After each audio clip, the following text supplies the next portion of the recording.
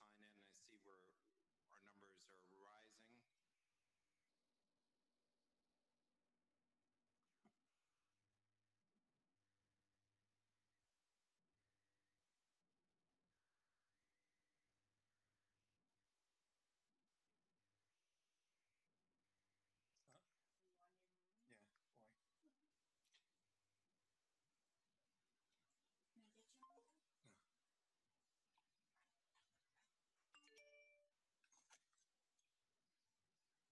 David, can you mute yourself? I can.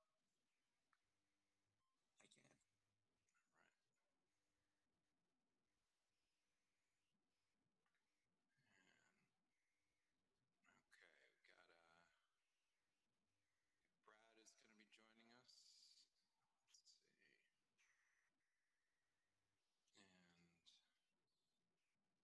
see. And Corey's coming as well. Okay. Just wanted to check in here. Can you hear me, Katie? Did we get you? I can hear you. Can you hear me? Yep. Good. Okay, I'm going to mute myself. Thank you. And it's anybody, Doris ends in 705, correct? Doris, is that you? I'm here. Okay, good. I think our technological hurdles here, I think we've got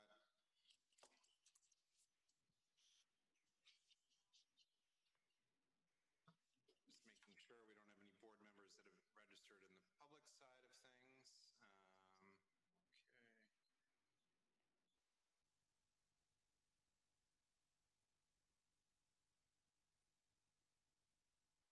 Mute yourself. Thank you.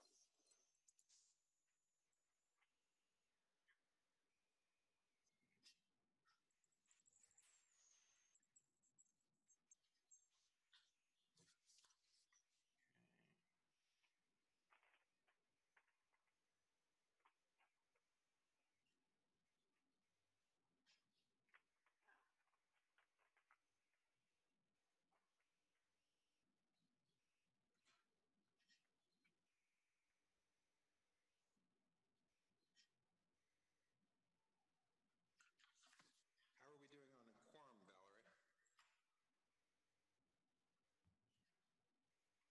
You're just checking out. Okay, we'll wait a second. New quorum.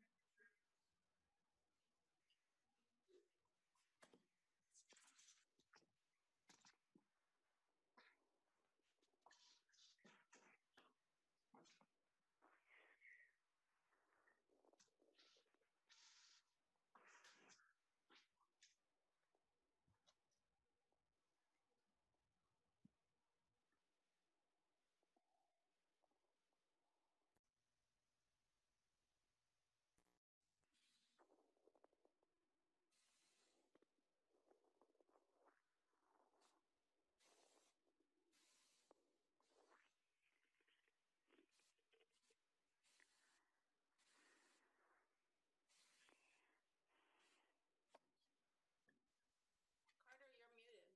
I don't know if you wanted to start. Yeah, I was just going through just to make sure we didn't have any other board members who are, all right, we've got Rocio. 1 second. Sorry, since we're doing attendance. Okay, wanted to welcome everybody. It's our July Community Board 2 School Board meeting. My name is Carter Boot. I'm the chair of Community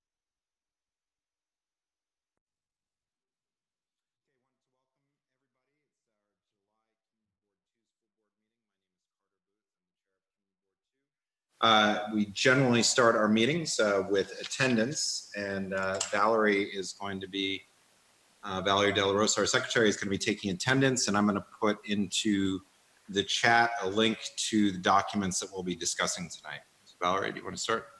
Sure. Thanks, Carter. Susanna Aaron. Here. Thank you. Akila Asqui. William Benesh. Here. Keen Berger. Carter Booth. Here. Katie Bordenaro. Here. Katie, is that you? Katie Bordenaro is here. Thank you. Amy Brenna. Yes. Ritu Chaudhry, Tom Connor, Valerie Del Rosa, here. John Paul DeVerna, Here. thanks. Doris Diether, is she on the phone perhaps? She is. I had muted her. Let me just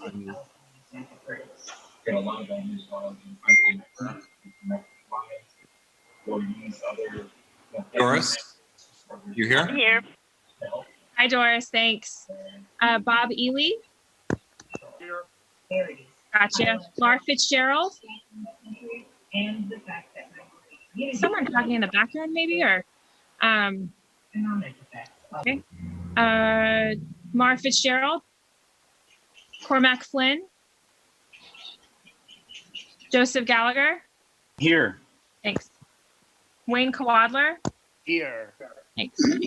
Susan Kent, Here. Janine Kiley, Here. Patricia Laria, Here. thank you. Michael Levine, Here. thanks. Janet Liff, Here. Ed Ma, Here. awesome. Matt Metzger, Here. thanks. Daniel Miller, Here. Brian Pape, I'm present. Donna Raftery, Here. thanks. Lois Rakoff, Bo Riccobono, Here. Lois Rackliff is here. thank you, Lois. Got you, Bo, as well. Robin Rothstein, Here. thanks. Sandy Russo, Here. Rocio Sands, Here. great. Scott Sartiano, Shirley Secunda, Here. Kristen Shea, I'm here. thanks. Frederica Siegel, Here. Georgia Silvera Siemens, Here. Dr. Shirley Smith, Present. thanks. Chenault Spence, Here. Kathy Sullivan, Eugene Yu, Here.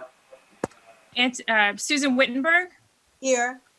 Anthony Wong, Here. and Adam Zeldin. Mara's here. Thank you, Mar. Here. Sorry. Thanks, Adam. Here. You hear me? Keen, I'm here. Hi, Keen. Nice to see you. I got you now. Valerie, I'm here too. It's Anita. Oh, thank you. You snuck in. Yeah. Okay, is everybody had a chance to register their attendance? I'm going to just start off by muting everybody, just so we have less background noise. Okay. I'm here for the time being, Valerie. It's David. Thank you. Okay. All right. So I muted everybody. Thank you, Valerie. So you're complete, correct? All right. Thank you. Now we're going to move on to the public session. Dan Miller, our first vice chair, is going to run the public session. Thanks very much. Do we want to let Senator Boyleman speak first? Brad, do you want to jump in? Thank you for joining us. Thanks for having me. We're just back from Albany. Literally, Carter and Dan just finished minutes ago. But through the wonders of virtual technology, I'm here in New York City. But I passed 13 bills over the last 3 days, so I'm proud of that, including bills that I think have some impact on our daily lives. One would prevent these so-called SLAPP lawsuits from going forward in the state of New York. A SLAPP lawsuit is a strategic lawsuit against public participation. And people like Donald Trump and Harvey Weinstein and the powerful corporate interests often file them against advocates who are speaking up, who are critical, sexual abuse survivors, newspapers, journalists, and they drag them into court on really thin grounds of on issues like defamation, and they basically try to intimidate critics by these lengthy lawsuits that bankrupt a lot of small organizations and advocates. So there's a higher threshold now that we've instituted through our new anti-SLAPP statute. And it's going to, I think, protect the First Amendment. And I'm very, very happy about that. The other big banner bill that I passed is called the Protector Quartz Act. And that's going to prevent ICE agents from hanging around courthouses, which they've been doing all across the city, waiting for undocumented immigrants to show up, who might be a witness to a crime, might be there on behalf of their own matters, such as a domestic, abuse case, or just be with a family member, and they will hone in on them and arrest them for attending court. And that obviously is a huge barrier to justice, because we need people to go to court, and court should be a sanctum where we pursue justice. So no longer will these types of civil arrests be able to occur in the state of New York without a judicial warrant or a court order. So I'm very happy about that. Another bill I passed is going to ban a very dangerous chemical called PFAS. It's a forever chemical. It's the kind of chemical that is often found, it originated by the DuPont company when they made Teflon. It's a non-stick surface, and lo and behold, it turns out Teflon is a carcinogen and extremely dangerous, especially when it seeps into drinking water. And I've been on a tear in Albany. I banned it from being used in firefighting foam, because upstate firefighting foam is used by volunteer firemen, unbeknownst to them, endangering their health. But when they practice on like tarmacs in airports, that firefighting foam, when they, for example, undertake a scenario that a plane might be landing with a fire, they'll spread it out on the tarmac, and then it seeps into the water table, and it doesn't disappear. And it's connected to a whole host of issues, including cancer, but also hormonal issues and others. So we're banning it in New York State from food packaging. It's used as a nonstick surface in pizza boxes, believe it or not, and can easily be transferred to food items, therefore, and ingested by all of us. So we're banning that in the state of New York. I'm proud about that. I passed legislation that will require the MTA, if they're not going to keep the 24-hour service. My bill says either you keep the 24-hour subway service, or you have to take a public vote on it. It's the very least the public deserves to know where the MTA and how they're making their decisions. I don't think we should use the pandemic as an excuse to reduce service, notwithstanding the fact that we're having an enormous financial, crisis at the MTA. We need a public hearing on service, and that's what this bill would require. And then another bill I passed just today is banning ghost guns. I don't know, you may have heard about those.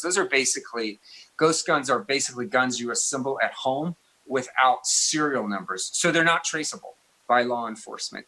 And because we have such tough gun laws in the state of New York, which is a great thing, ghost guns have become more popular by people who want to traffic illegal guns. Some of them are printed, through 3D technology, but a lot of the parts you can buy on the internet. And you can buy, for example, a semi-automatic gun that's 80% finished, and you take it home and you have a kit, you have a screwdriver and milling devices, as they call them. You can get a YouTube video and continue to finish your semi-automatic weapon at home and never register it. So it's a glaring loophole in our gun laws. And with this legislation, we'll close it. We passed it in the Senate today. So those are a few of the bills we passed over this kind of, very, I would say, productive last several days in Albany. We'll probably be going back shortly once we hear what the federal response is to additional need by the city and state. We know it's great. Everything ranging from tenants to small landlords to our small businesses, our hospitals, our public schools, and our mass transit. We're going to need federal aid to dig ourselves out of this crisis, not to mention the health crisis that still is ongoing. And then a final word, Carter, on my legislation to make permanent the governor's order for alcohol to go, and as well as deliveries. Thank you for your input. Here's my conclusion, and I think some of you share it, and I appreciated the calls and emails and meetings that Kendall had with you.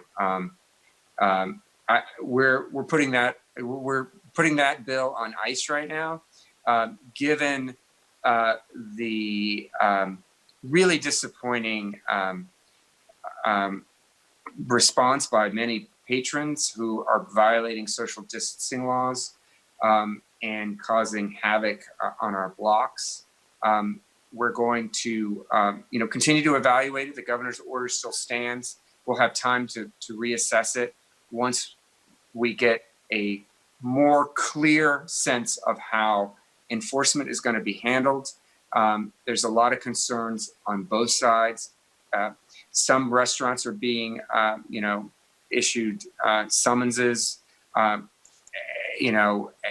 it's a very difficult situation for them. On the other hand, we have constituents, neighbors, friends of ours who are afraid to go outside of their home because the crowds have become so large on some evenings and they're concerned with their health. Bottom line is public health has to come first. So we'll see how the governor's executive order continues to unwind and how enforcement proceeds, and then reassess that on a later date. Well, thank you very much. Do we have any questions for State Senator Holman? I just want, it's not quite a question, but those SLAPP suits that you started out talking about are used and have been used very aggressively around tenant organizations. And the expense of having to defend those suits from large and even not quite large landlords is a very effective way of defeating the tenant association. So that's a great thing you're doing. Thank you. If I could just, thank you for saying that, because, I was in part inspired by that very scenario. Michael Mckee, some of you may know, is the longtime head of Tenants and Neighbors, and a friend of many as on this call, including Katie. And he has been in court for more than a few years as a real estate organization has dragged him and his organization on trumped up charges, trying to silence them and really bully them into, as some sort of act of retribution. So this new standard, I think, is going to help exactly what you're envisioning. Can I ask a question? Yes. Hi, Senator. Great job having a very productive last few weeks after this last week here. I understand why you would put the street drinking on ice at this point. Just a friendly observation: the street closures allowing for restaurants to serve outside, I felt is such a nice experience. I don't know if that's a pivot that may be worth considering in the future. Maybe during summers, months, they continue to allow this because it's just so wonderful that so many laws come back and get out there. I think I appreciate that, and I think really, I think I heard some. The situation is evolving, right, on many fronts as it pertains to restaurants, alcohol to go, and bars. I basically need to feel more comfortable about enforcement, but not indiscriminate enforcement that kind of punishes, restaurants who may not have, who may not be responsible. There's a lot of responsible restaurant owners who are doing the right thing, and a few bad apples, as is often the case. But it's a lot of the patrons. The bottom line is, when you give someone a cup, with a straw, and sell it to them, what are you expecting? So we've looked at potential amendments that would tighten the governor's executive order in that regard. But I think I'm going to leave it to the governor to step up enforcement, or at least make it more routine and predictable for everyone before we try to pass a bill at this stage. Great. I'm gonna ask everybody to please be recognized, to not just speak, if that's okay, because we have a number of hands that are being raised. Is that also somebody's beepers going off somewhere? Not sure. That's my daughter's chicken nuggets. I'll turn that off. Sorry. Okay.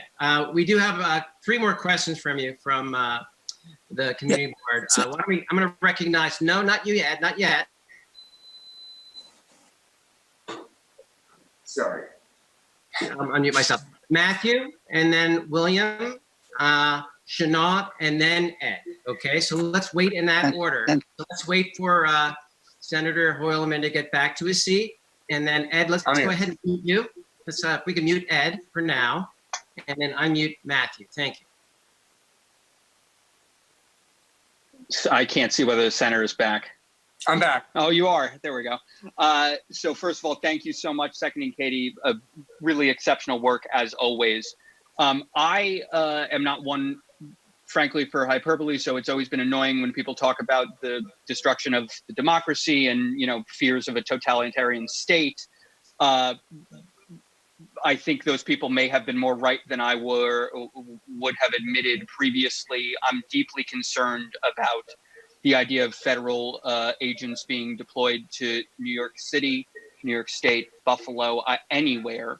Is there anything at the state level that's being discussed? Is there anything at the state level that can be done in order to prevent some of what I would consider pretty horrific constitutional violations being occurring on the West Coast?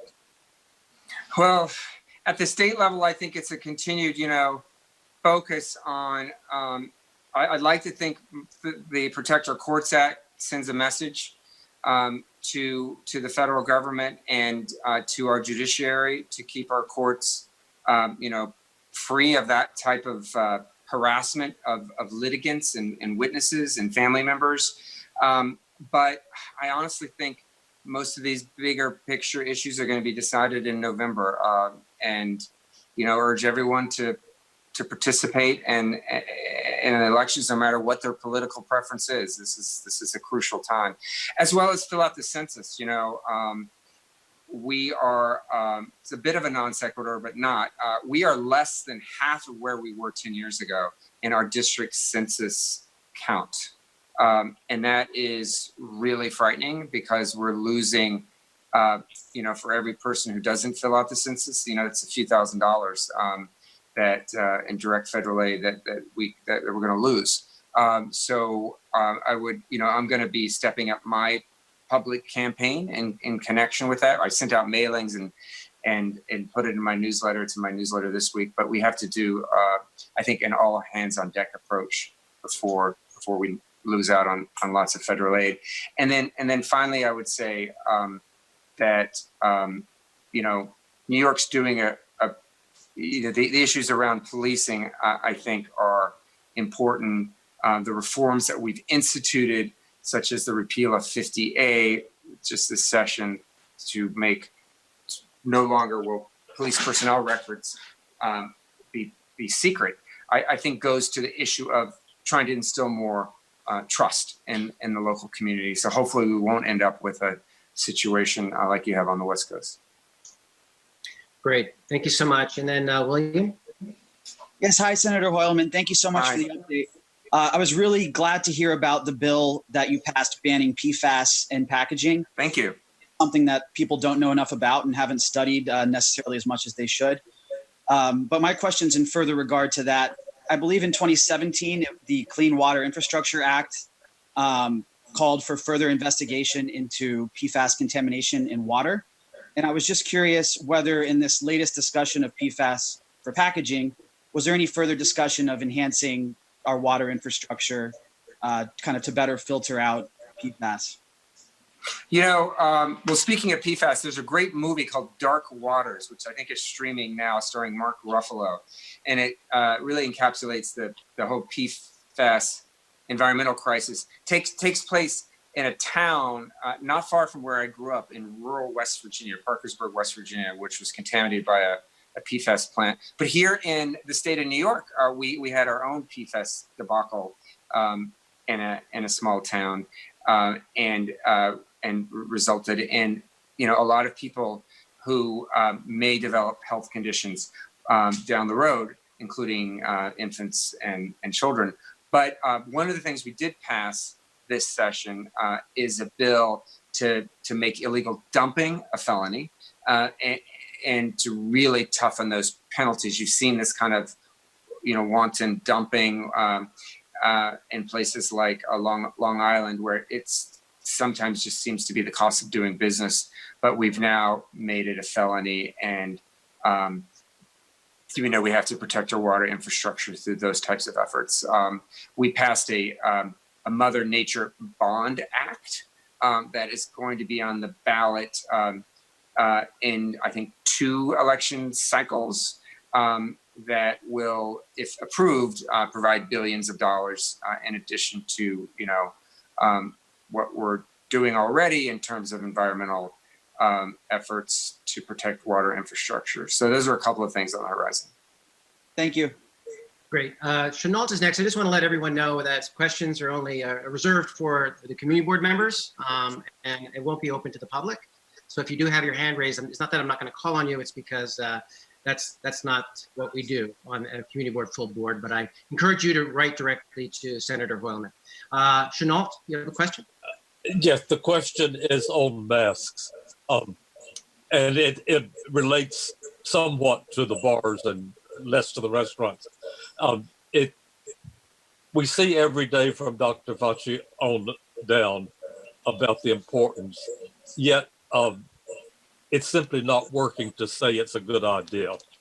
Why not compulsory mask wearing in public by everybody all the time? Well,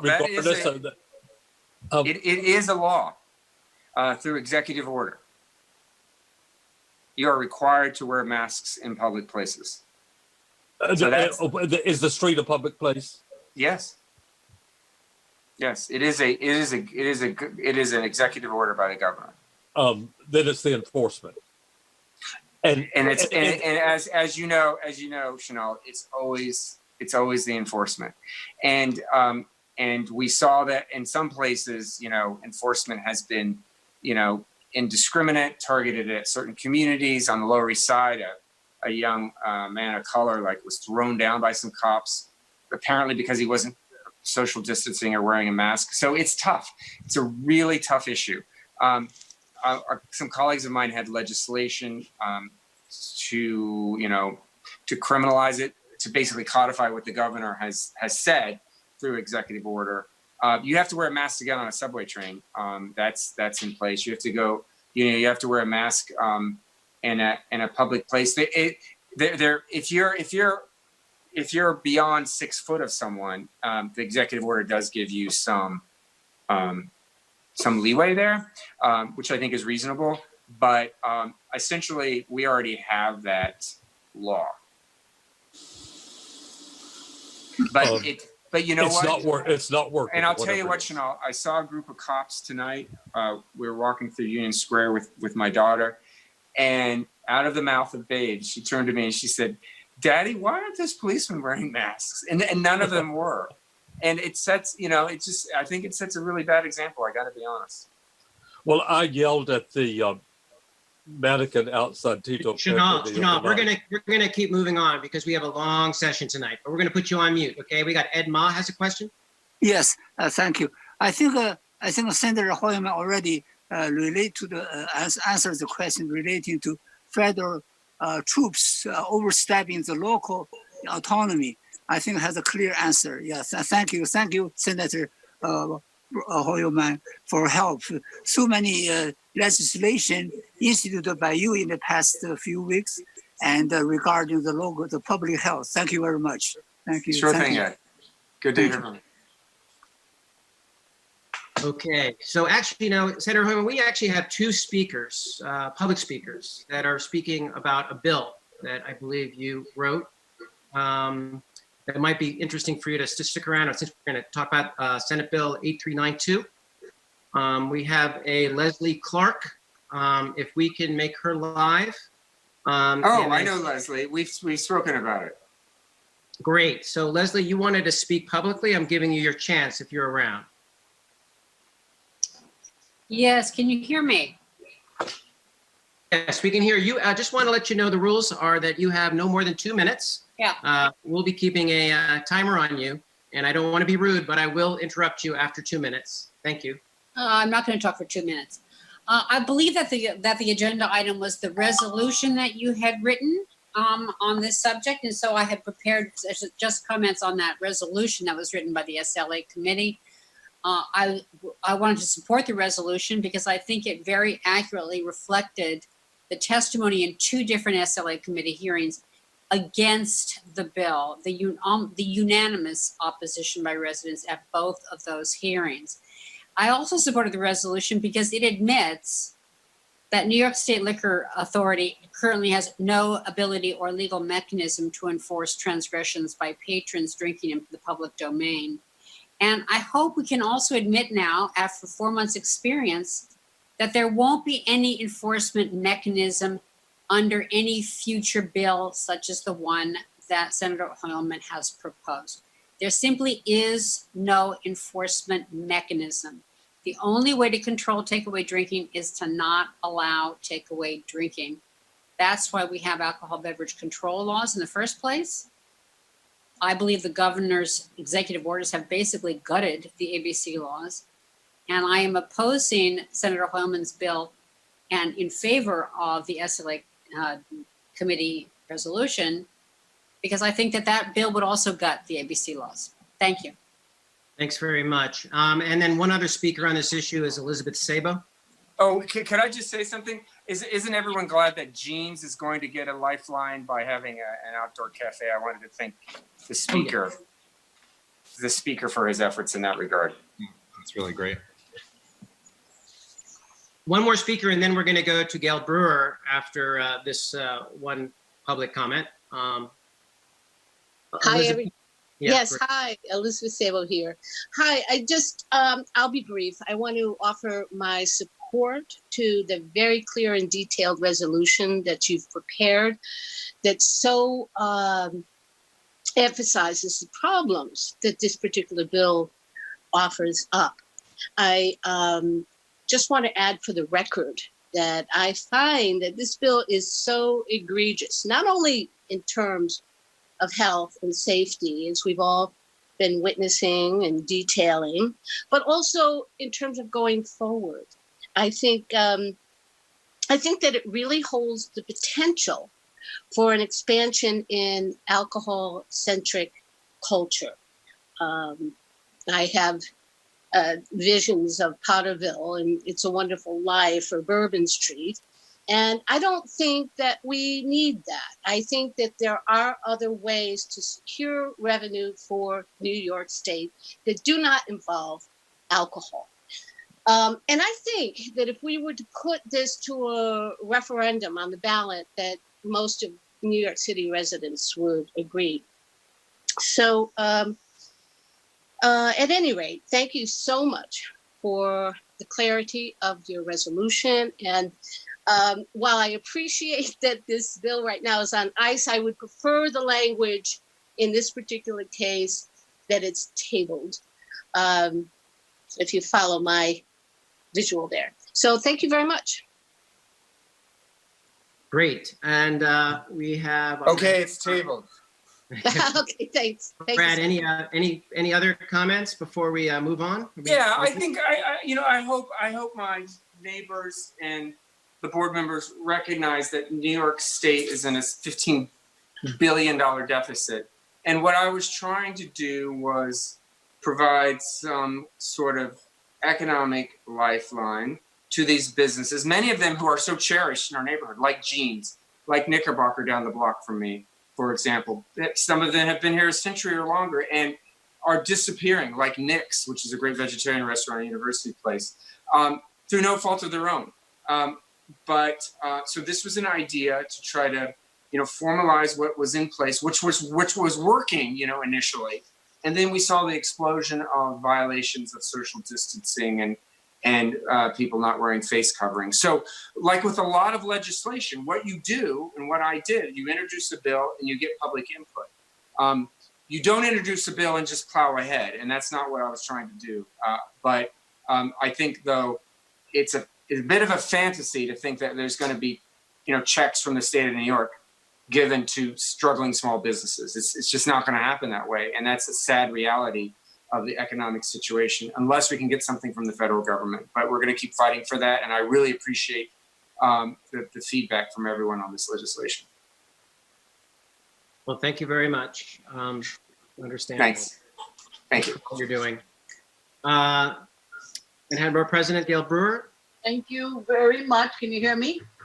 Yes, we can hear you loud and clear. Thank you. Thank you. Thank you very much, Board 2. So I do want to follow up on the census issue. I know we're sick of it, but there's a wonderful CUNY census hard to count map. And I think you've heard that the state of New York is around 57.9. The city of New York is 53.7. Manhattan is 55.3. And here's the bad news. Some portions of Board 2 are at 46, 47, 49, and where your office is 62. But it is the lowest in Manhattan.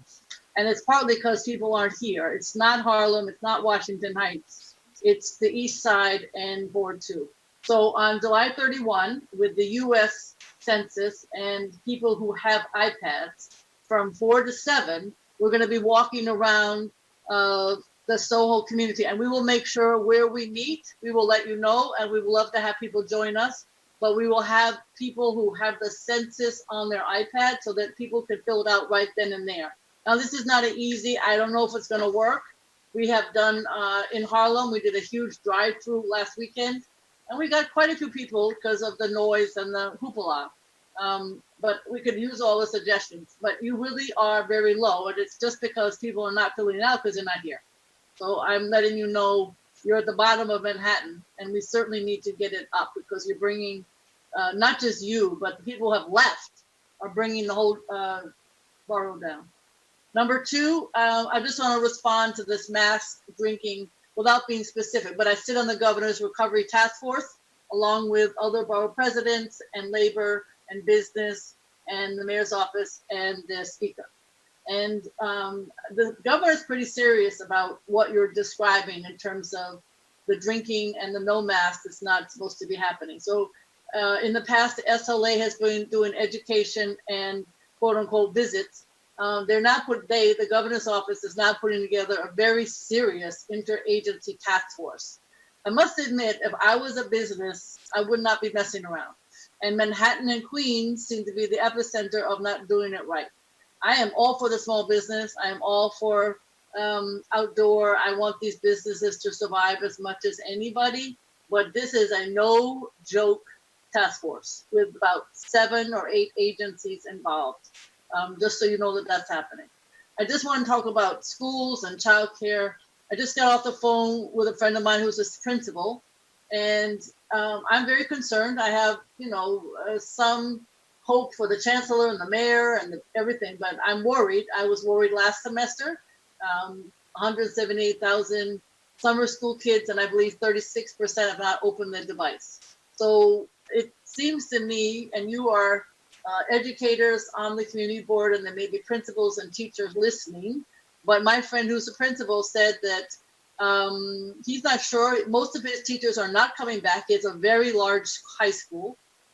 Most of his teachers are not coming back.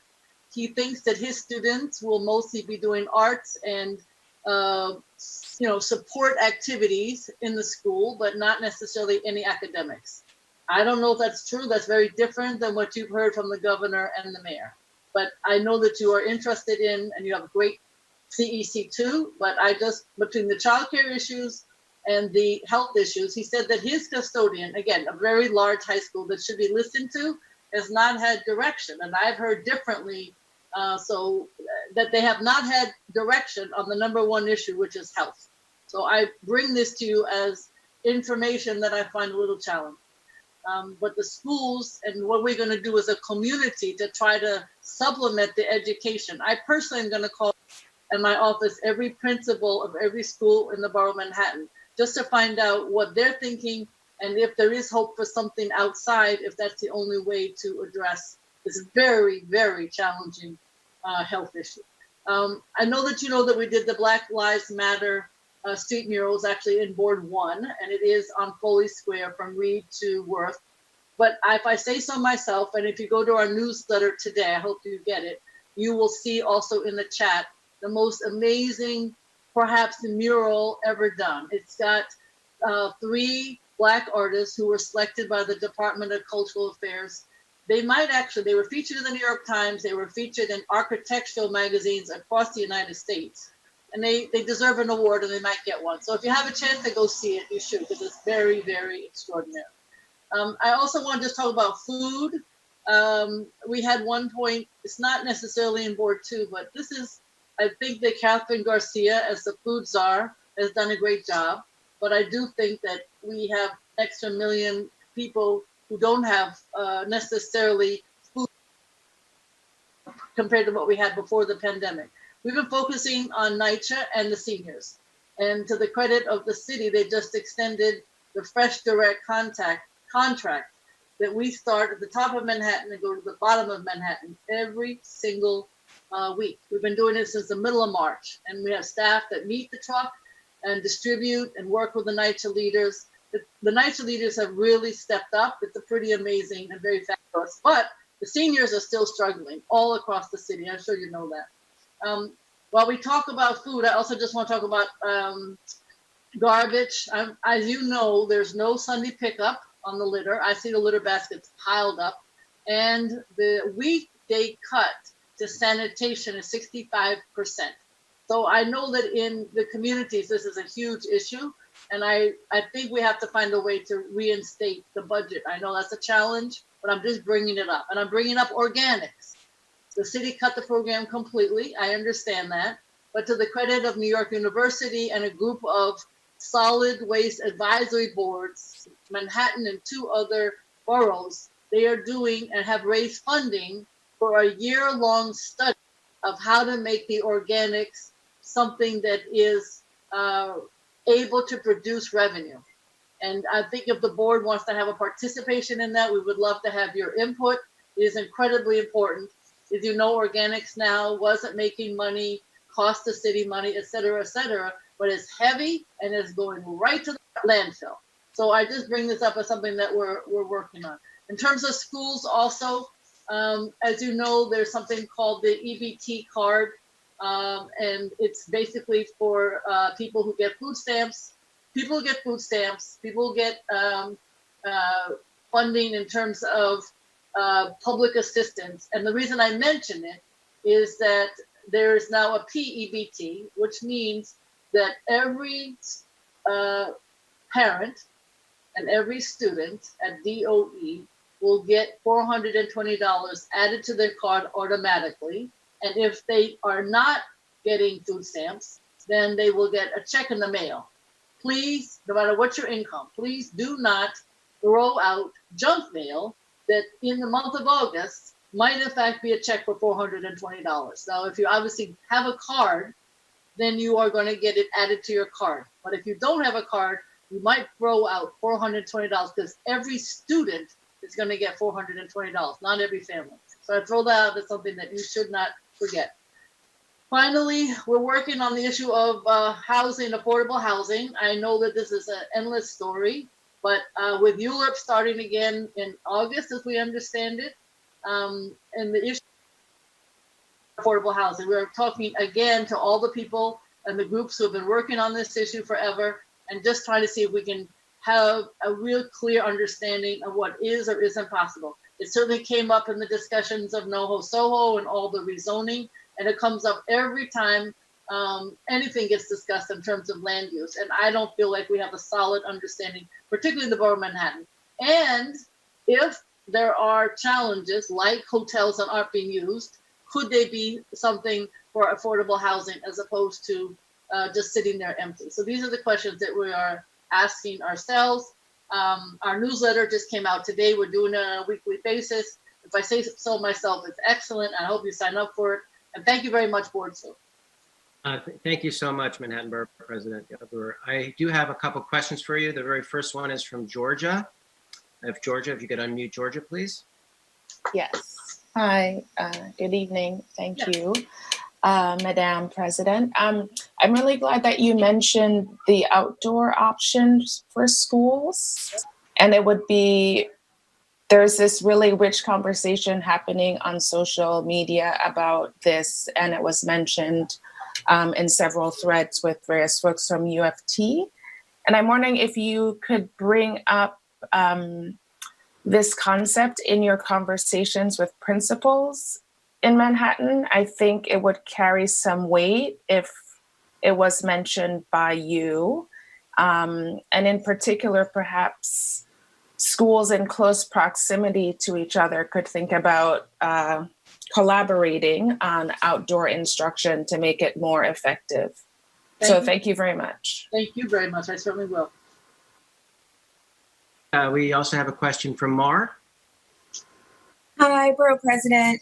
I see that you are hosting an event with the CC and Ben Kalos on the 28th that advocates for admission screens. And my question is, do you in fact advocate for these exclusionary screens? And if so, what to you is their value?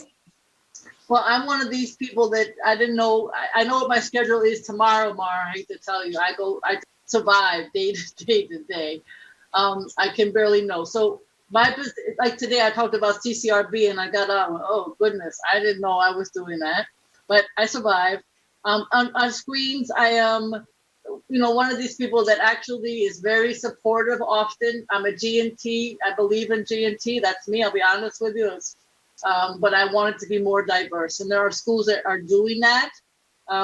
So I haven't, spent a lot of time on it because I have so many other issues that I'm trying to deal with. But I am somebody who generally I want to change perhaps the way the screening is done, but I'm not against screening. That's to answer your question. Thank you. Katie, you have a question? Katie, can we hear you? I don't know if I see a mic on you. I'm going to come right back to you. I'm going to go first. Here. There you go. Here. I think you hear. Yep. It just takes a minute to click in. Hi, Gail. Good to see you again. Nice to see you. I just wanted you to repeat what you said about the education. Every New York City public school student is going to get $420? Yes, sir. Yes, ma'am. Great news. New York State introduces the state program. It's called PEBT, P for pandemic, and it gives every New York City public school family $420 per child back. Well, that's very important and will be very helpful to people. That's and what is it in your great weekly update yet? It was last week, but we'll put it again next Thursday, and we'll put it on the chat. Okay, and so we can get it out. We can share it on our different platforms. Thank you so much, Gail. Thank you, Katie. Amy Brenna. Hi, thanks. Hi, Madam President. I'll call you that too. I just wanted to know, when you're talking about reopening the schools, have there been any conversation about split sessions? That was proposed by the Education Committee, the task force that the mayor called together, and it's based on something that happened in the 50s and 60s here in New York City. It would allow for students to have in-person education every day. And if combined with outdoor schooling, it seems to be a scenario that might work. I've heard everything. I don't know I don't have any information. I mean, I've heard split sessions that people advocate. I've heard I call it the ABCD, Tuesday on, Wednesday off, childcare on Thursday, that you've heard also. What else have I heard? I've heard everything. I have no clue. And let me tell you, nor have the parents, but when the principal says he doesn't know, then I really don't know. I don't know. Yes, I've heard about split sessions. I've heard that it's in the mix. Okay, great. Thank you. Great. And Janine? Good evening, Borough President. Wanted to get, we have a resolution tonight, so CB2 will be discussing it, but wanted to get your support for really helping to fast track open streets or play streets for schools. We have a lot of different ideas in our resolution, but this is one that is essentially budget neutral. Because, other than staff putting an NYPD barrier on there, there's obviously opportunity costs, but there is no cash outlay to open up streets adjacent to schools to create additional space for social distancing.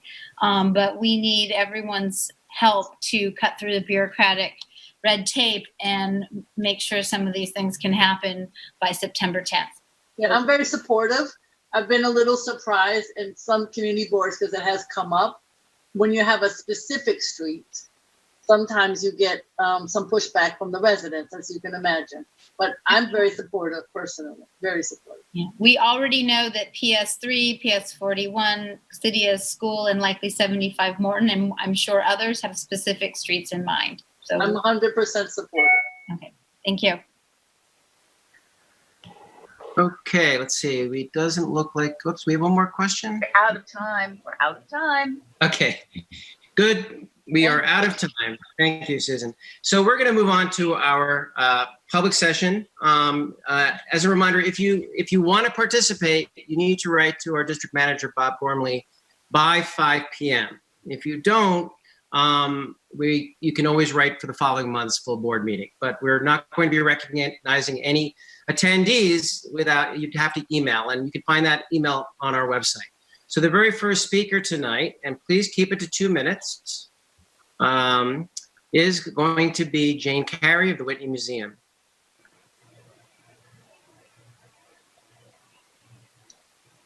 Jane, you with us? Yes, I just. There we go. Hey, thank you. Hi, everybody. Tough act to follow the borough president and the senator, but it was great to hear all those updates. So I'm Jane Carey with the Whitney Museum, the museum's community affairs manager, and I wanted to check in and share an update on the institution and talk a little bit about our reopening planning. So first and foremost, we're following all government guidance, and we're looking to New York State and the city first to say it's safe for museums and our industry to reopen. And after receiving that authorization to reopen the Whitney, we'll take a look at the underlying conditions in the city and the state and make a decision on a reopening date, prioritizing the safety of our staff and visitors.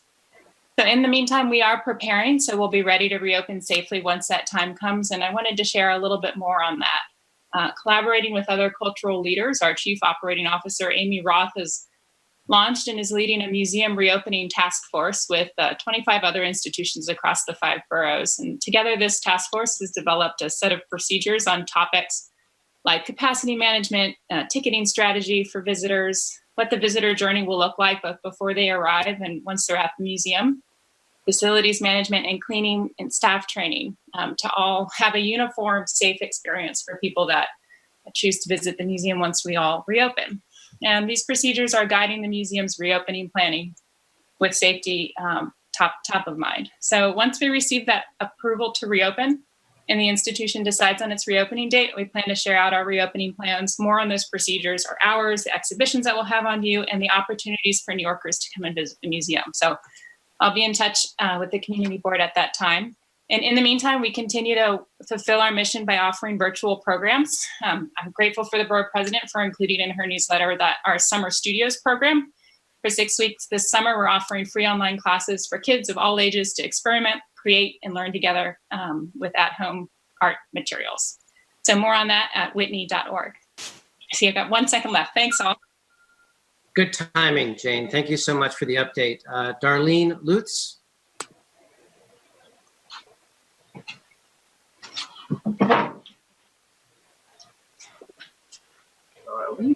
Darlene, you with us? Should I go to the next speaker? I am with you, Dan. Oh, great. Perfect. Thank you. Hi, everybody. I just wanted to give a quick update about what's happening down in this southwest corner of Soho regarding and listening to all the chatter about liquor licensing and bars and restaurants, etc. So I did speak at an earlier meeting earlier this week about Gitano, which I have spoke a lot about during the last 2 years. They are in full swing operation. And I think the best way I can put it is that I have been listening to the governor, and I'm going to go on what the governor is saying right now about how restaurants are supposed to operate. So I hope we can all get on the same page. The governor has stated in unequivocal terms that patrons going to restaurants, because they're all outdoor now, a patron sits in a seat at a table to dine. Alcoholic beverages are up to them whether they want to order one. And there is no, he said, no milling around. So that pretty much cuts out having parties, et cetera, just so we can all get on the guidelines, because we really have to deal with this issue in the next few months. This is a quality of life issue that a lot of us are dealing with. So I think if we're all clear on that, and when people call into the community board, the law of the land is that right now. So that's about it. I'll keep fighting my good fight down here, because I have a very large party bar that is persisting, and I'm really dealing with the enforcement issues. Thank you. Good night. Thank you very much, Darlene. Our next speaker is Colleen O'Connor Grant.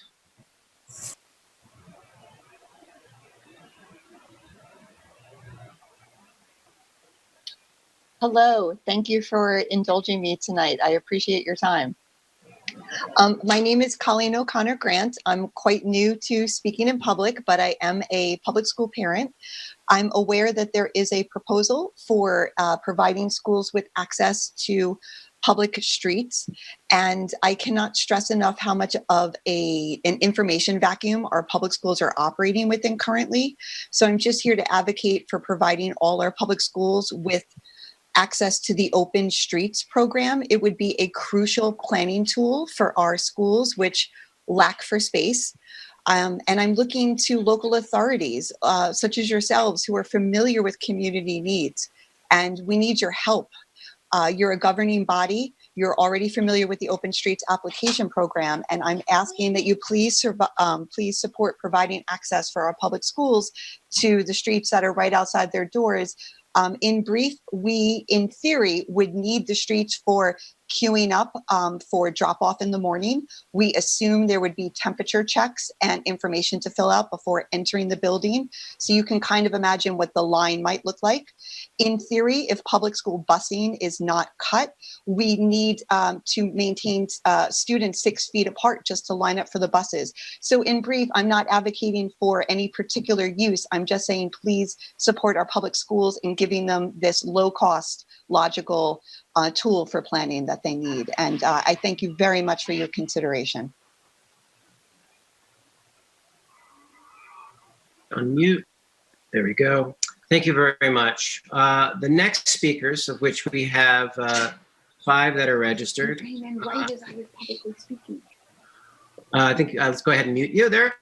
These are all testimonies about the women's shelter at 27 West 11th Street. And I'm going to invite Jim Walden to be our first speaker on this subject.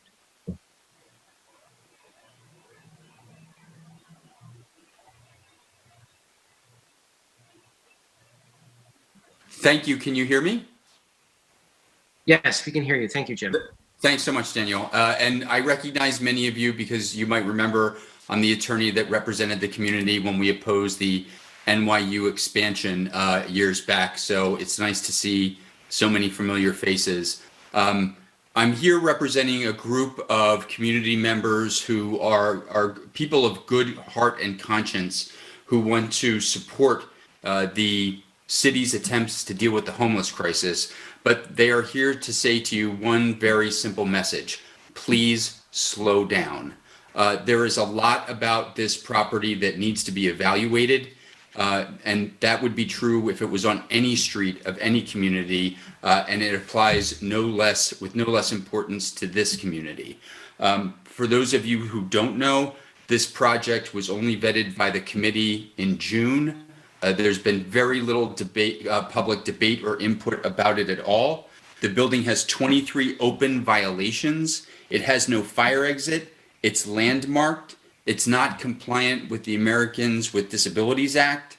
We are not aware of any asbestos remediation that has occurred. And we believe the community board owes it not just to the community, but to the potential residents to slow down and take a closer look to see whether or not this building is in fact an appropriate one.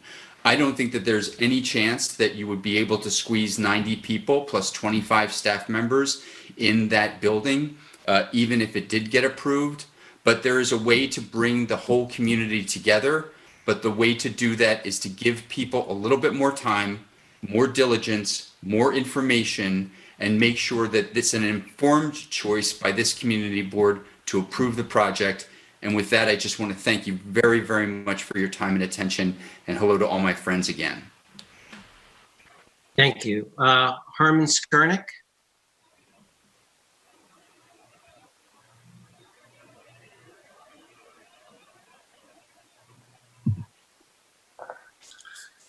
Good evening, and thank you for allowing me to speak tonight. My wife and I were surprised recently to learn of a proposal to convert the former Larchmont Hotel at 27 West 11th Street to a shelter for homeless women.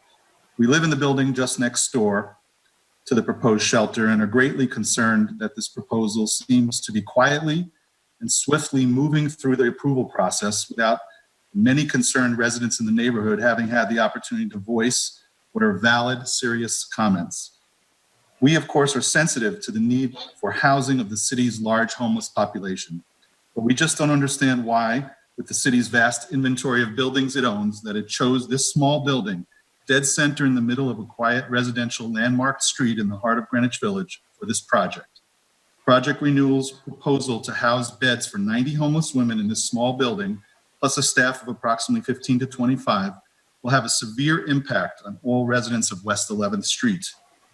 This is a very narrow street with only a few commercial businesses on it, and the prospect of multiple delivery trucks holding up traffic on the street for long periods of time, delivering supplies, food, etc. on a daily basis is of great concern, as is the proposal for a 24/7 security detail, residents smoking outdoors, impacting the buildings on either side, also behind West 12th Street, plus egress and fire hazard issues are of great concern. In addition, the owner of this building, whom we understand will be responsible for all renovations, has a laundry list of ignored building violations with the city that go back many decades. Past history suggests that he absolutely cannot be trusted to follow through competently with any plans the city approves. This project, which the mayor and the city, by all appearances, are fast tracking, has a host of troubling and unanswered questions surrounding it with regard to issues of community safety, public health, and fire hazards. Therefore, I would like to suggest that the community board delay their recommendation in order to give time for the community to fully evaluate and have input into this situation. Thank you very much, Harmon. Thank you. Our next speaker on the subject is Danielle Epstein. Next door. Very good. Well, thank you for telling me it was 10 seconds left. I'm glad you skipped to that part. Did that sound good? You sound great. Thanks, Danielle. I'm still talking. Danielle, you ready to speak? Okay, so we're gonna move on to the next speaker, which is Nathaniel Weiss.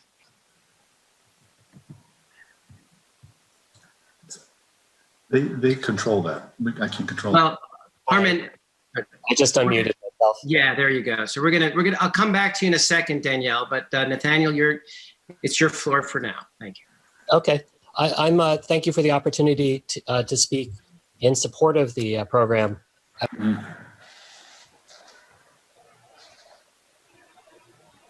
Good. Can't speak. No, I think what we need to do is actually. I'm unmuted. Yeah, we're going to mute Harmon, and we're going to start the timing afresh for Nathaniel. So why don't you go ahead and kick it off right now? Okay, good. This is like a rehearsal. Thank you very much for the opportunity. I was delighted to see that the Social Services Committee voted to, I think, strongly support was the language, the proposal. I agree with that. I live just a couple doors down to 15 West 11th. There are 3 townhouses between the apartment building where we live and where the shelter would be. I understand it would be unusual for a community board to usher in a shelter and perhaps unprecedented in New York City history. But I think this is an opportunity we can seize for the village and downtown to show the way to do right by our distinct cultural legacy and to strengthen our community's sense of purpose by welcoming Project Renewal and the women it will serve. We all know the stakes, every one of us. It's more than mere optics. Just last month, all 50 members of Community Board 2 declared unanimously, we must commit our collective efforts to fostering diverse and inclusive neighborhoods by proactively implementing anti-racist policy that is informed and supported by the lived experiences of our community members. Now is the time to align our actions with our intentions. And that was the Equity Working Group letter that was issued on June 19th. All 50 of you signed it. I don't see how you can hold those words against this project and not strongly support it. I think this is something that we can work together on, and it's a project that our whole community will be proud of. Again, now is the time to align our actions with our intentions. Thank you very much. Thank you. Let's one more chance for Danielle, but I need you to introduce yourself right away if you're going to speak. If not, we're going to move on to another speaker. Okay. Hello. Okay, there you go. It's your floor, Danielle. Thank you so much for giving us this opportunity to speak with you and to listen to everyone's thought. We live right next door to the Larchmont. Basically, our walls touch each other, so we are specifically impacted by it. I have worked in the shelter system for over 25 years, and I am very aware what the idea is versus the reality of what happens in a shelter. And to put 90 people in a building that can barely fit 70 and the sidewalk can barely hold 5 people in front of it is completely unrealistic and actually not fully thought through. I would think that to give some time to think about what would be the best way to move forward and give a little bit of space for the community to come together and figure out a way to work this shelter in our community, which of course would be amazing, but 90 people is a little bit too much for the space. And I'm concerned about that. Thank you for giving us your point of view. Eric Rosenbaum, President and CEO of Project Renewal.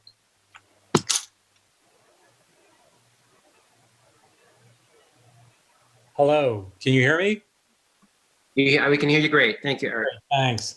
I'm speaking tonight on behalf of myself, our Executive Vice President and COO, Jody Rudin, and Vice President of Programs, Kadan Grinnell, who are also here with me this evening. Project Renewal is one of the city's oldest, largest, and most well-respected homeless service agencies. We serve over 14,000 individuals every year with housing, healthcare, and employment. We shelter 1,000 people every night across 7 shelters, another 1,000 individuals in permanent, supported, and affordable housing. We're one of the largest providers of direct health care to homeless New Yorkers with over 100 doctors and nurses and clinics throughout the city. We're also one of the largest sources of food for homeless people, serving 3 million meals annually at shelters throughout the city. And we're experts in helping homeless people enter employment through specialized training, internships, and employment relationships. The shelter at West 11th Street will combine our shelter and housing expertise with employment programs to help women exit homelessness through work.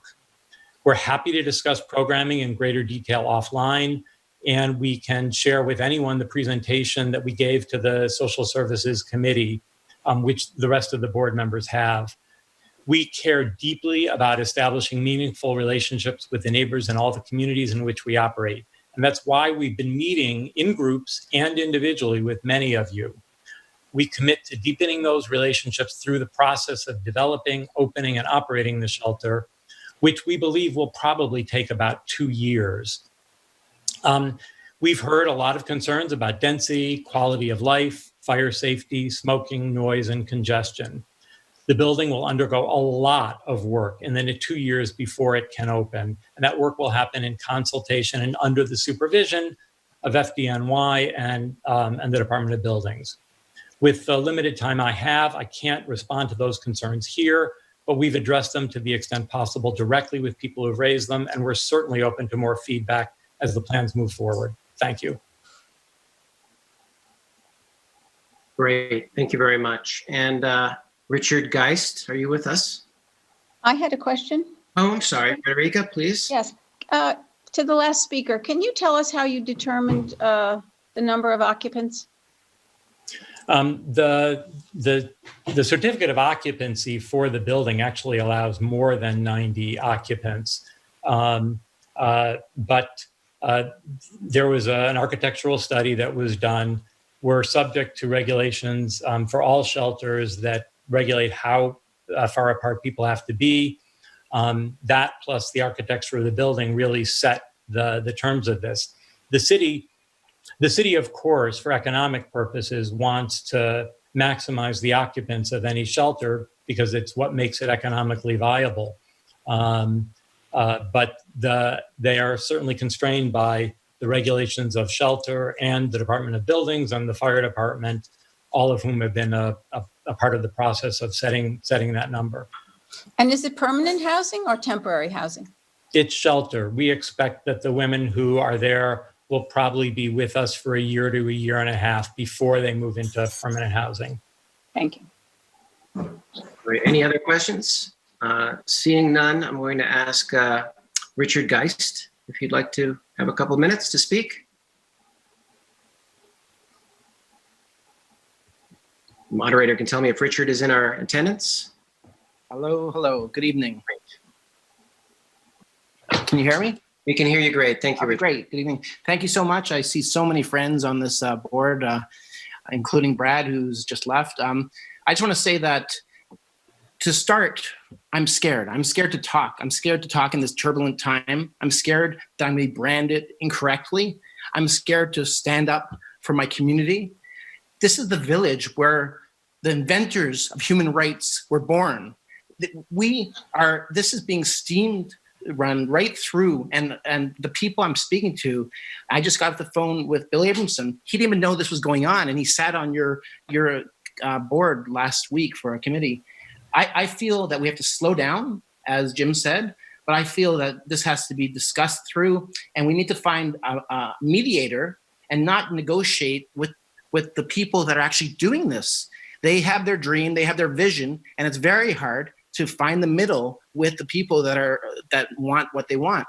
We need to find a way to find a legal moderator and find out what we want to welcome these people into our community, but we want to make sure they're safe. 90 people in that building. I've been in the building. It seems terrifying to me. We want to make sure that they're welcome. The noise in the back, are they using the outside space? Is there smoking issues? When I'm on my phone, I know when it's dusk, I won't speak in the backyard because I have neighbors. Will this be respected? How Brad talked about enforcement. How are we going to enforce this? The 6th precinct is so overwhelmed. When we have issues, do we call the 6th precinct? So this should be put on ice like other things because we're not ready to deal with it. There's too many issues. People's lives are at stake. And we have to take this very seriously and slow down. And I really, gang, appreciate you guys listening to us. And again, I just want to sit down with the people that want this to happen because these people deserve this and we need to make something very safe and welcoming for them. Thank you very much. And stay safe. I just want to jump in, Richard. We can get that information to you directly on who you can reach out to. You can contact Bob Gormley and he can provide you with. Sure. I spoke to Bob and he told me to speak to Project Renewal. But right. I'm looking for a middle person to work the problems through, someone with an impartial middle. I'll reach across the aisle, but I want there's someone to be in the middle to kind of negotiate. The complication is it's an as-of-right project. And I think that we all support the endeavors, of this project. And obviously there's some issues, but I think Project Renewal has given a pretty strong indication that they're willing to work through those issues with the community and certainly follow all the rules and regulations of the city. And I'm looking for the middle person just to guide us all through this. Okay, thanks. We have one more speaker, and if she's not here, I can summarize her written testimony, just making sure that Amy Chang is not with us. I don't think she is, unless someone sees her. The moderator could tell me if she's in attendance. No? All right, so I'm going to summarize her letter that she wrote to the community board, which is very much a lot of the points we just heard from Richard and other speakers that were not in favor of this particular development at this very moment, but is welcoming of homeless shelters and affordable housing to our neighborhood in general. There feels like there needs to be more discussion. One of the key points in her testimony was that teachers at PS 41 and medical workers at Lenox Hill can't afford to rent a studio in our neighborhood, let alone Manhattan. So maybe we can use this for other purposes. The impact of the redirected traffic from 14th Street closures had a huge impact on her block, as well as the city bike station lanes and operating of Lennox Health, which narrows the block, and their concerns that way. Also, there's ongoing drug activity and homeless encampments on the north side of the street next to the First Presbyterian Church, which continues despite calls to 311 over the last 8 years. Amy respectfully asks that more thought and planning goes into our community's investment in project renewal. And seeing no other questions, that ends the public session. Handing it over to Chair Carter Booth. Great, thanks, Dan. Is there a motion to adopt the agenda, which is distributed to all the board members? So moved. Second. Great, thanks everybody. So the agenda is adopted. Now we're going to move on to reports from the public. Reports to the public from the elected officials representatives. If all the elected official representatives, if you could raise your hands as the attendees, and we can we'll have you speak in the order that you are called. All right, I'm going to start off with Luke Wolf from the Controller's Office. Hi, everybody. Luke Wolf from Controller Scott Stringer's office. I'll try to keep this brief. The first thing I want to mention is that we have an upcoming town hall with your local representatives, including State Senator Brad Hoylman, Councilmember Carlina Rivera, as well as Assemblymember Linda Rosenthal. It is on Monday, July 27th, 6 p.m. It's a chance to listen to and ask them questions of your local electeds. I will drop the link to the event in the chat, which is, I just realized it's disabled, so I'll make sure to circulate it to the board. I hope to see you all there. We are also focusing in our office on the reopening of our city to make sure we get back to the vibrant city we all know and love, focusing on two things really. First, on the economic side, thinking about the Paycheck Protection Program. We did an analysis, and what we found was that if New York City was a state, it would be 49th out of 50th in terms of the amount of percent of businesses that were able to access the program. So 52% of Manhattan-based employers were able to access it, and those numbers are worse for our MWBEs throughout Manhattan. So we need federal support. We also need to make sure our businesses know how to access that federal support. On the school reopening side, another real point of focus for our office, we released our own set of guidelines, many of which echo some of the community board's recommendations, so thank you for that.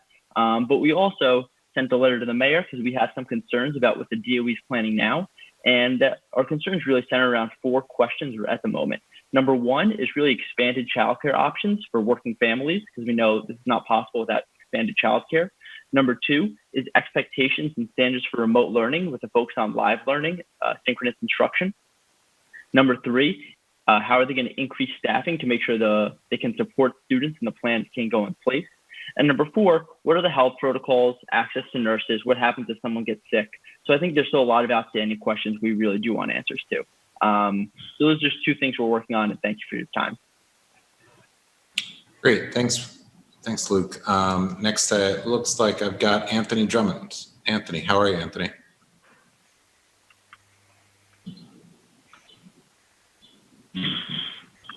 Anthony, can you hear us? Muted. Can you hear me? Yes. Okay. All right. Thank you. Doing well. Good evening, everyone. I hope you're staying cool today.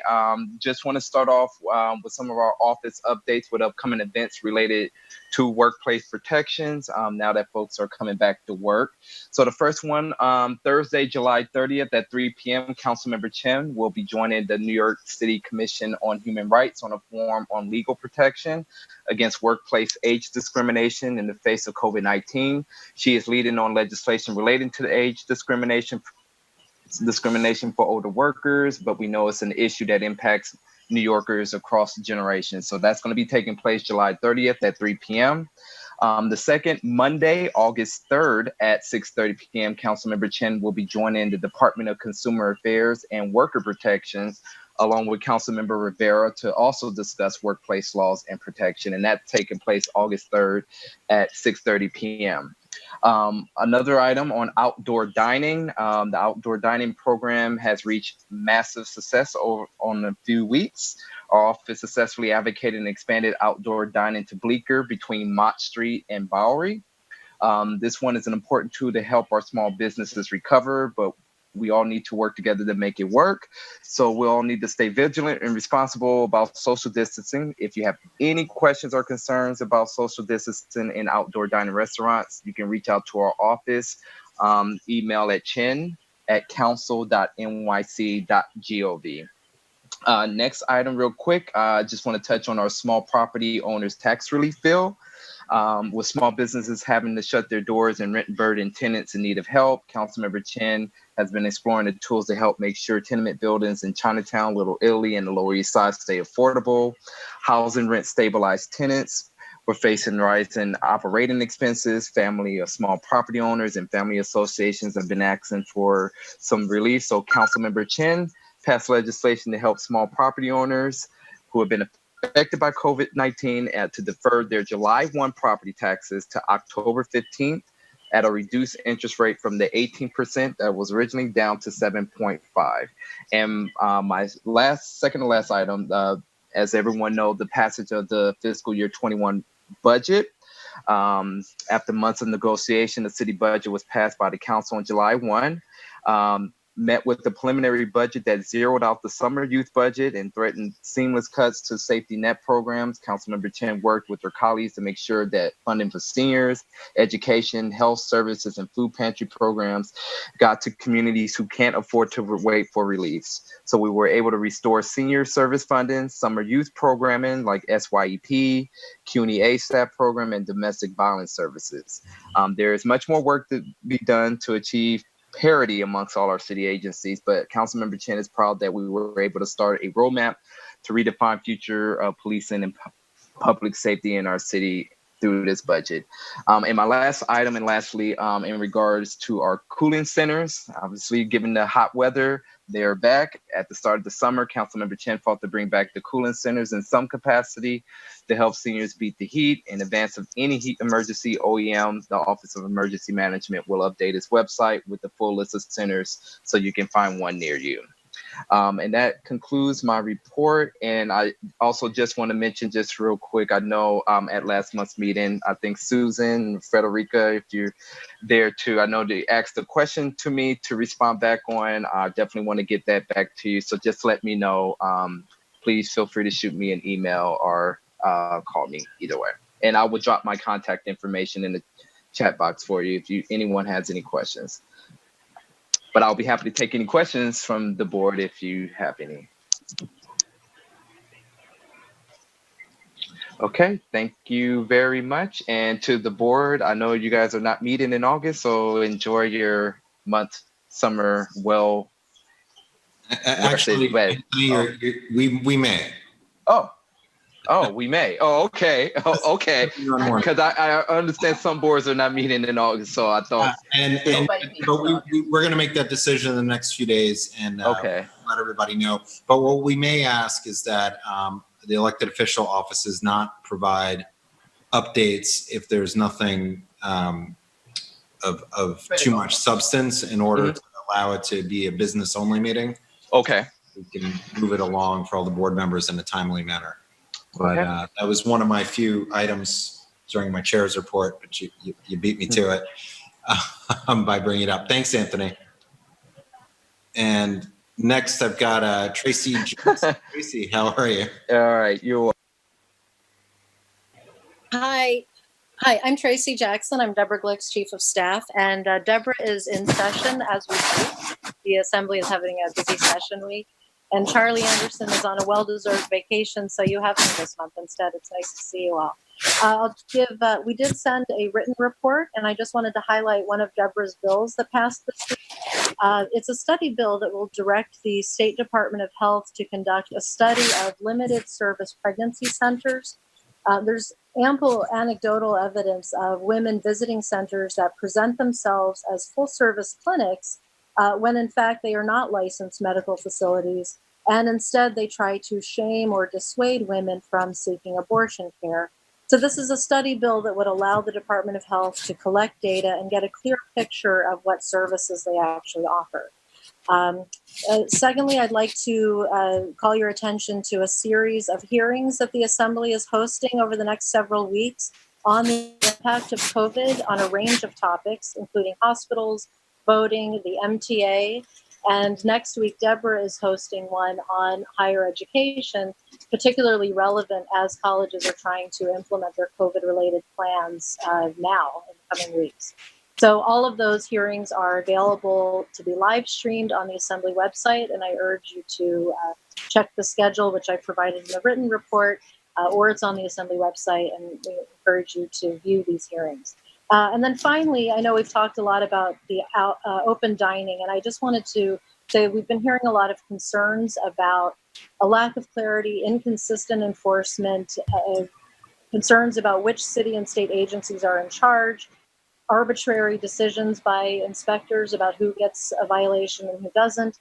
So we're working with the governor, well, we're talking with the governor's office and then with our city and state partners, including the borough president's team, to try to get some clarity. We have a briefing tomorrow morning from City Hall, and if you know of any egregious violations that have been issued to a small business, please feel free to email me at glickd@nyassembly.gov, and we'll try to bring it to tomorrow morning's briefing. Thank you. Thanks, Tracy. I think that we've got Corey on. Corey, can you raise your hand? I'm trying to locate your call-in number, and I'm not seeing it here.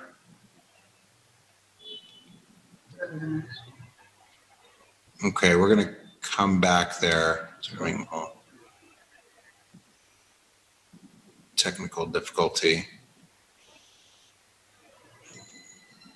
Okay, Claudia, we're going to have you go next.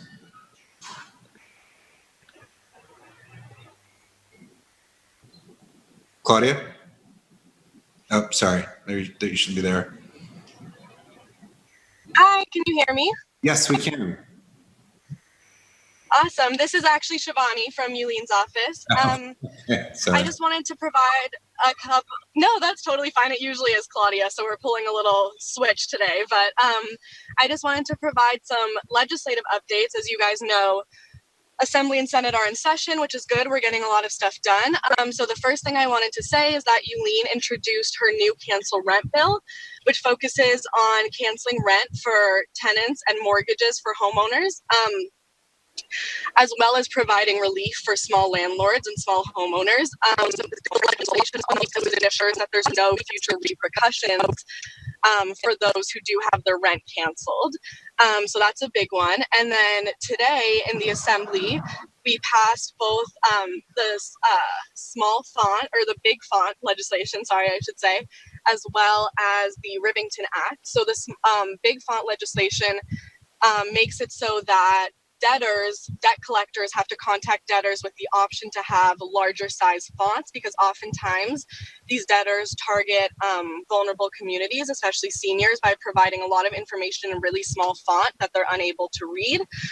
So this legislation would make it so that they would have the opportunity to get that same information provided to them, but in a bigger font so that it's more understandable.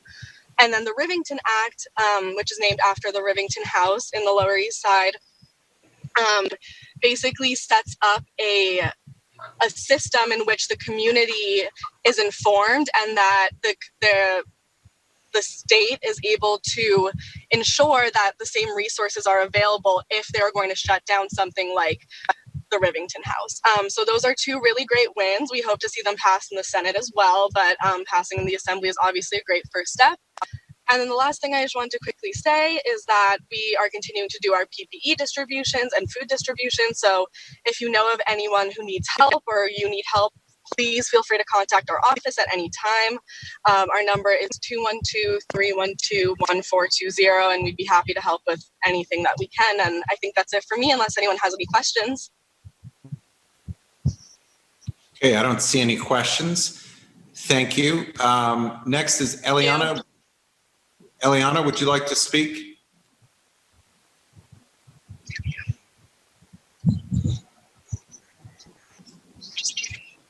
Eliana? Okay, I don't have Eliana. And how about Jeremy? Jeremy, are you with us? Yep, I'm here. Can you hear me? Yes, we can.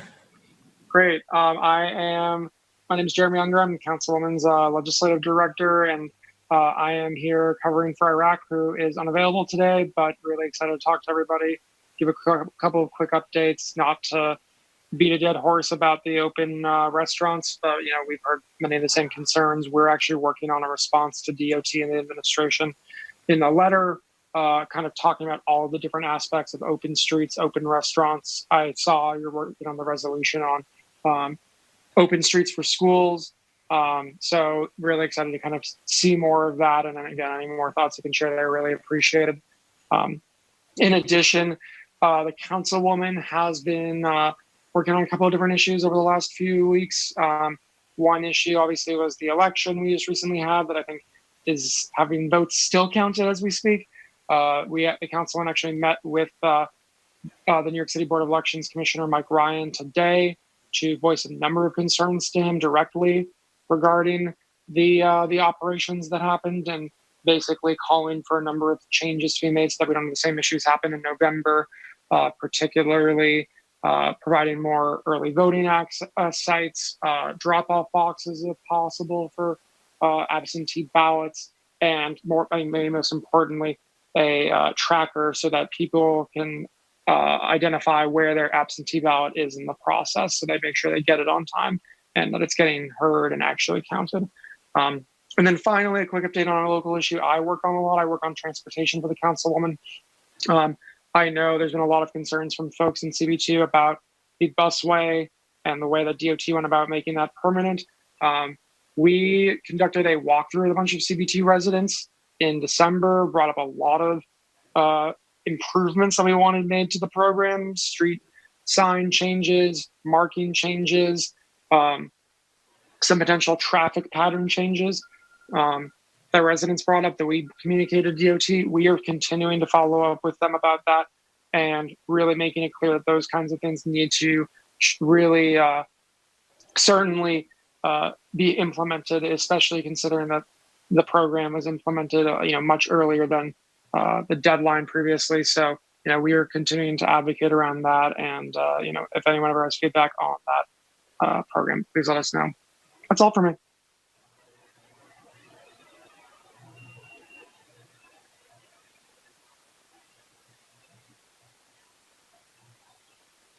Thanks, Jeremy. Unfortunately, the public session is closed now. I see some people still have their hands raised. The deadline was 5 p.m. today. People had to submit their request to speak by then. But do we have any other public official reps that are on the call? If so, you can raise your hands that we missed. Barbara? Hi, I wanted to say please that I support the Larchmont. I live on West 13th. We're past that time period. Okay, so it looks like we've had all the elected officials have spoken. I know it's summertime, so a number of different people are on vacations. And Andrew, we'd already heard from Borough President Brewer, so we're going to move from that and now onto the chair's report. It's already 8:04, which has been quite a while since we haven't started our business session. I'm going to keep it brief. Next week is the Census Week of Action. As you've heard from a few people, the census is a very important, is described, I think it was Brad who had mentioned the amount of money that each person that signs up in the census, that the monies that's contributed to the city. I'm going to drop a link in here with further information for everybody for the Census Week of Action. If you want to promote that on your own group's listservs, and it's got a full toolkit for different information that you can share. As you also heard from a few people, the open restaurant program, all the various iterations, has been a great success in our community board. I think it's worked out really well for quite a few restaurants. There are some issues. Number one that we had identified this week in the reopening working group is this equity issues. There are quite a few restaurants that have no frontage, are located on corners, have bus stops in front of them, have fire hydrants, or have moving lanes of traffic. And unfortunately, the city hasn't provided an opportunity for them to participate, at least in any of the closed street programs. And we're hoping that the city might reevaluate that aspect of the program, or DOT, and as far as incorporating some restaurants. There have been, there are a few bad actors. I think that slowly but surely those issues are being addressed. If you have any restaurants that you believe are set up improperly, right now, if you can just drop an email to Bob Gormley and we can follow up on that. There have been some questions raised with respect to enforcement, which is a very complicated topic. I think that there's been, from what I've heard, not necessarily judging whether it's appropriate or not, the violations that have been issued, but it seems that there's been some overzealous enforcement of establishments that are trying to follow the rules and have been working really hard in limited enforcement on places that are blatantly breaking the rules. And that's raised a lot of issues within the restaurant community, I think, responses, and rightly so, that it's a very big imbalance. And I think a big part of that is because we have people who are not from the city who are coming in to do enforcement, as opposed to enforcement being done by city agencies, which are more familiar with the complaints that they receive through 311. So it's been very difficult having conversations with people as a result of that. But overall, I think the program is running well for the people that are able to participate in it, with a small number of bad actors that I think have been very high profile. And let's see, at the borough president, or excuse me, at the borough board meeting this week, there's a presentation by Revel Scooters, which I think is going to come to us in the fall. But I know Revel Scooters, it's interesting, in the last week since we had this presentation, I was almost hit twice.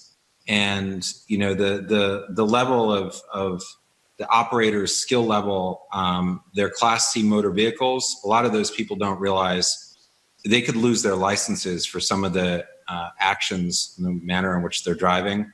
And that doesn't have anything to do, on top of that, the people aren't wearing helmets and a lot of the safety issues.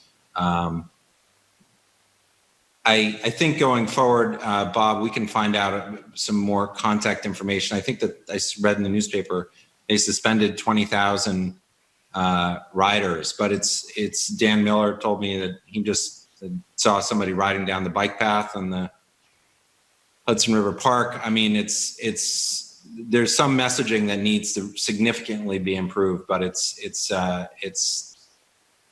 whatever is going on right now, it's a huge issue. And it's not safe. And so I think it's really on Revel to improve significantly either their education or their ridership, the screening, being able to track how their users are moving around. Apparently, they automatically suspend accounts of people who ride or drive the scooters through parks, which is something that I guess has been happening in certain areas. But that's really a big issue that just seemed to have really expanded dramatically in the last couple of weeks. And lastly, even though we don't have any resolutions in front of us this month, I just wanted to acknowledge that our three working groups that are currently running right now, the bylaws working group, the equity working group, and the reopening working group. So I know that a lot of members have been spending a lot of times on those issues, and a lot of other board members have been participating with that. I'm going to move on to the treasurer's report. Anthony. Hey everybody, just a quick update for this quarter's treasurer's report. We have updated expenses of $98,000 from the April report till now. Bulk of it is basically staff expenses and also equipment expenses for the office to work at home. AV equipment for the office, painting services for the office, and also the workshop facilitator that we paid for earlier, a couple of months ago. And that's it for this quarter's treasurer's report. Okay, I see I had a question from Dr. Smith. Yes, thank you. I have a question. I noticed on the treasurer's report, you mentioned professional services with the little 3. What Yes. professional services are you referring to here? Oh, it's listed in the bottom footnote. Says, Oh, the ones at office- the bottom? Yes, the one at the bottom. Okay. Let me just ask this question, Carter. Was that a gratis? Were we charged for the professional program meeting that? Training session? Yeah. Was that something that we paid for from the budget, or that was? Yes, that's correct. We paid for it, and just it's the services. The total was office cleaning, live streaming, the workshop facilitator, painting, and paper file storage. And how much was the workshop? And was a one-shot deal, or did you negotiate to have more? And what did it cost? It was one time. Bob, do you have those numbers? 6,000. Oh, Anthony. $6,000 for 2 sessions. 6,000. For 2 sessions. There'll be a follow-up session sometime later in the year. Okay, and just for information, whose decision? How was that person chosen, and whose decision was that? The person had worked with a number of different community boards, and we had solicited the feedback from Community Board 3 at first, and then Community Board 1 also worked with the same facilitator. So the reason that we chose them was because they had already attended community board meetings, so they were familiar with the process in which we worked. And I think that when they first went to CB3, that was something in discussion with their district manager that she had indicated being familiar with our process was a very important part of being able to really work with us well as far as how our meetings work. So we decided to go with that facilitator. I don't mean to belabor the issue, but I don't recall seeing a survey. Did you send a survey around to No, we made the decision. effectiveness? Bob and I made the decision about selecting them. I mean, about the effectiveness of the workshop? Absolutely, yes. No, we did not. Well, that's something I think we should do. Sure, we can do that. Bob, do you want to do that? Okay. Sure. Thank you. Great, thanks, Shelley. So Anthony, you're finished with your report, correct? That's it. Yep. All right, thanks. And now Bob, District Manager's report. Okay, just a few things. I just want to start by just touching on something that Brad mentioned, which was the removal of the city bike station in front of Gene's restaurant. And it was also it was reported on in the press, I think on Channel 7, ABC. But what I wanted to mention, and Brad did give credit to Corey. Corey Johnson's office deserves a lot of credit for having that removed. They did a lot of heavy lifting. Even Corey himself got involved, and it wouldn't have happened without his intervention, I don't think. For my report, I just want to let everyone know that, like many other people, the staff is still working from home. We're trying to get work done by phone, email, text, and Zoom. I don't know, like a lot of folks, I don't know when the staff will be coming back to the office. Certainly not before. A month or two ago, I would have said maybe after Labor Day. I'm not sure if that's even an accurate projection right now. Tomorrow at the Borough Service Cabinet meeting, Department of Citywide Administrative Services will be giving a presentation regarding reopening city offices. So I guess they'll let us know, well, certainly they'll let us know the considerations that we need to concern ourselves with before we can open the office and people can come back. For our situation, it's not just coming into the office. It's since we all live far enough away where we need to take the train, it's also getting here in a safe manner. So these are some of the things that are on my mind leading up to that.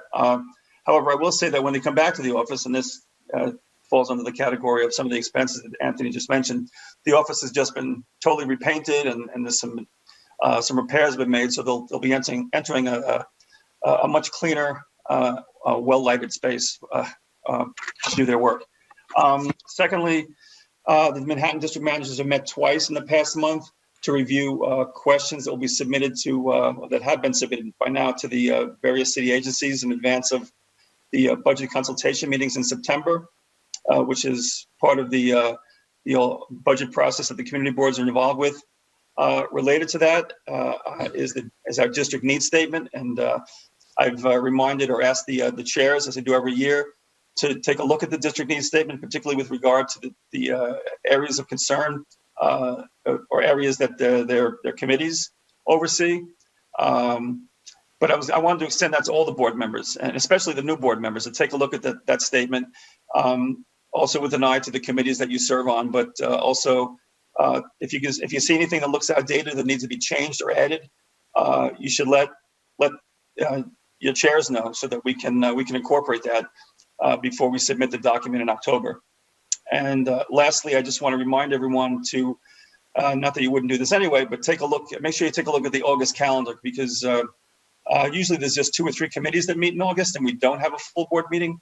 But as Carter's already said, we're almost certainly going to have a full board meeting in August, and there's several more committees than usual will be meeting. So your committee may be one of them, so you don't want to miss that. All right, that's it. Thanks, Bob. And now I believe that we have Speaker Johnson with us. So can you hear us? Corey, are you there? Hi, Carter. How are you? Good. How are you? Thanks for joining us. I'm good. I'm sorry. I was trying to get in for a while, but my technology is having the best of me tonight. I just wanted to call in and say thank you all for your really hard work throughout these last many difficult, trying months. And I just wanted to give a brief update on some of the things that we've been working on. My team, Patrice and Eric and everyone in my office, it was a really, really painful, difficult budget. We had a $9 billion budget hole without help from Washington, without help from Albany in the way that we needed financially. And so it put us in a position to have to make some extraordinarily painful, difficult choices that, I never thought we would have to make. But some of the things that I'm proud of is that even in the midst of all of that, we were still able to save a lot of critical programs, social service programs, education programs. We restored hundreds of millions of dollars, $700 million in cuts from the mayor's proposed executive budget to education, to social service, to mental health, to seniors, to all the things that we care about. And it's going to help countless people. It didn't get a lot of headlines at the time, but us restoring all the money for guidance counselors and social workers in schools, us saving $100 million in fair student funding, just countless programs like that are things that I'm really, really proud of.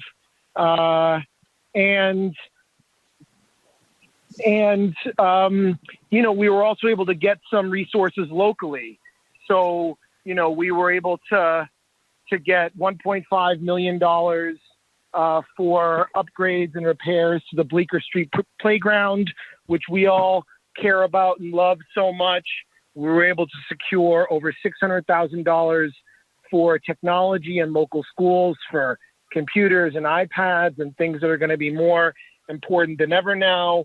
We were able to get $87,000 to Greenwich House to provide senior programming and case management, including at West Beth and West Village houses.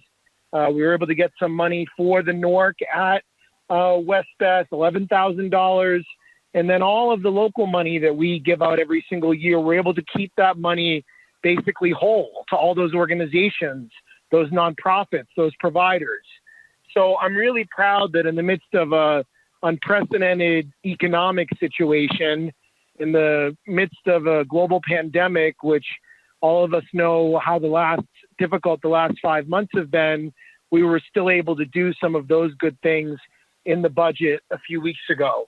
A couple of other things that I just want to highlight quickly, and I don't want to take up too much time because I know I'm jumping in the middle of your meeting.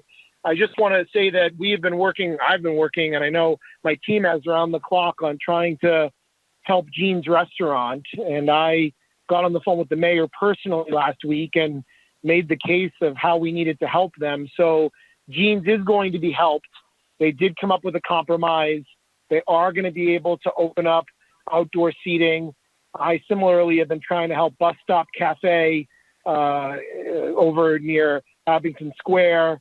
And we have been trying to help these small businesses that are just trying to keep their doors open.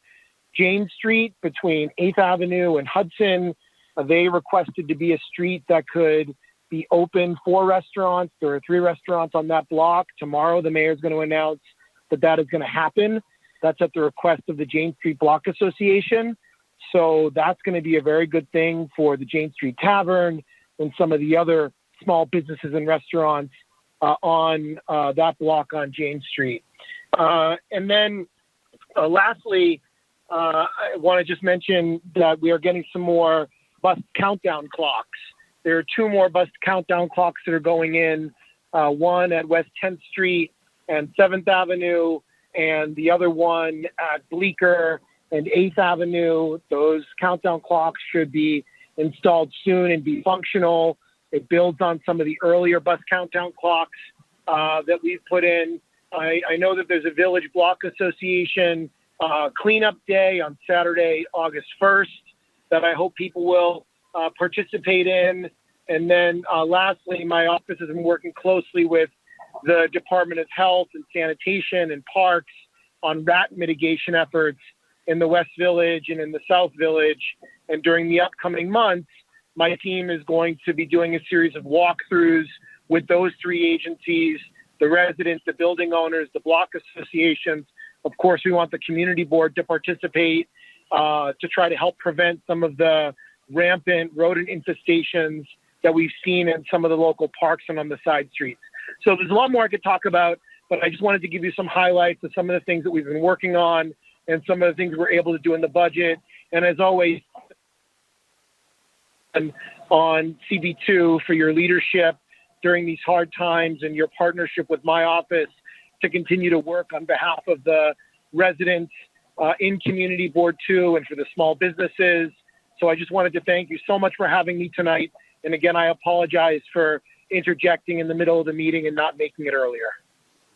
Thanks, Corey. I wanted to really thank you for Jane Street really working on that. We've been discussing sort of some of the inequity for a lot of restaurants, and that's a case in point as far as a place that hasn't been able to participate with Tavern on Jane. I think we have a few questions for you here. Sure, happy to take some. Yeah. So if I could just ask people if they've got just brief 1-sentence questions, that would be great. Georgia?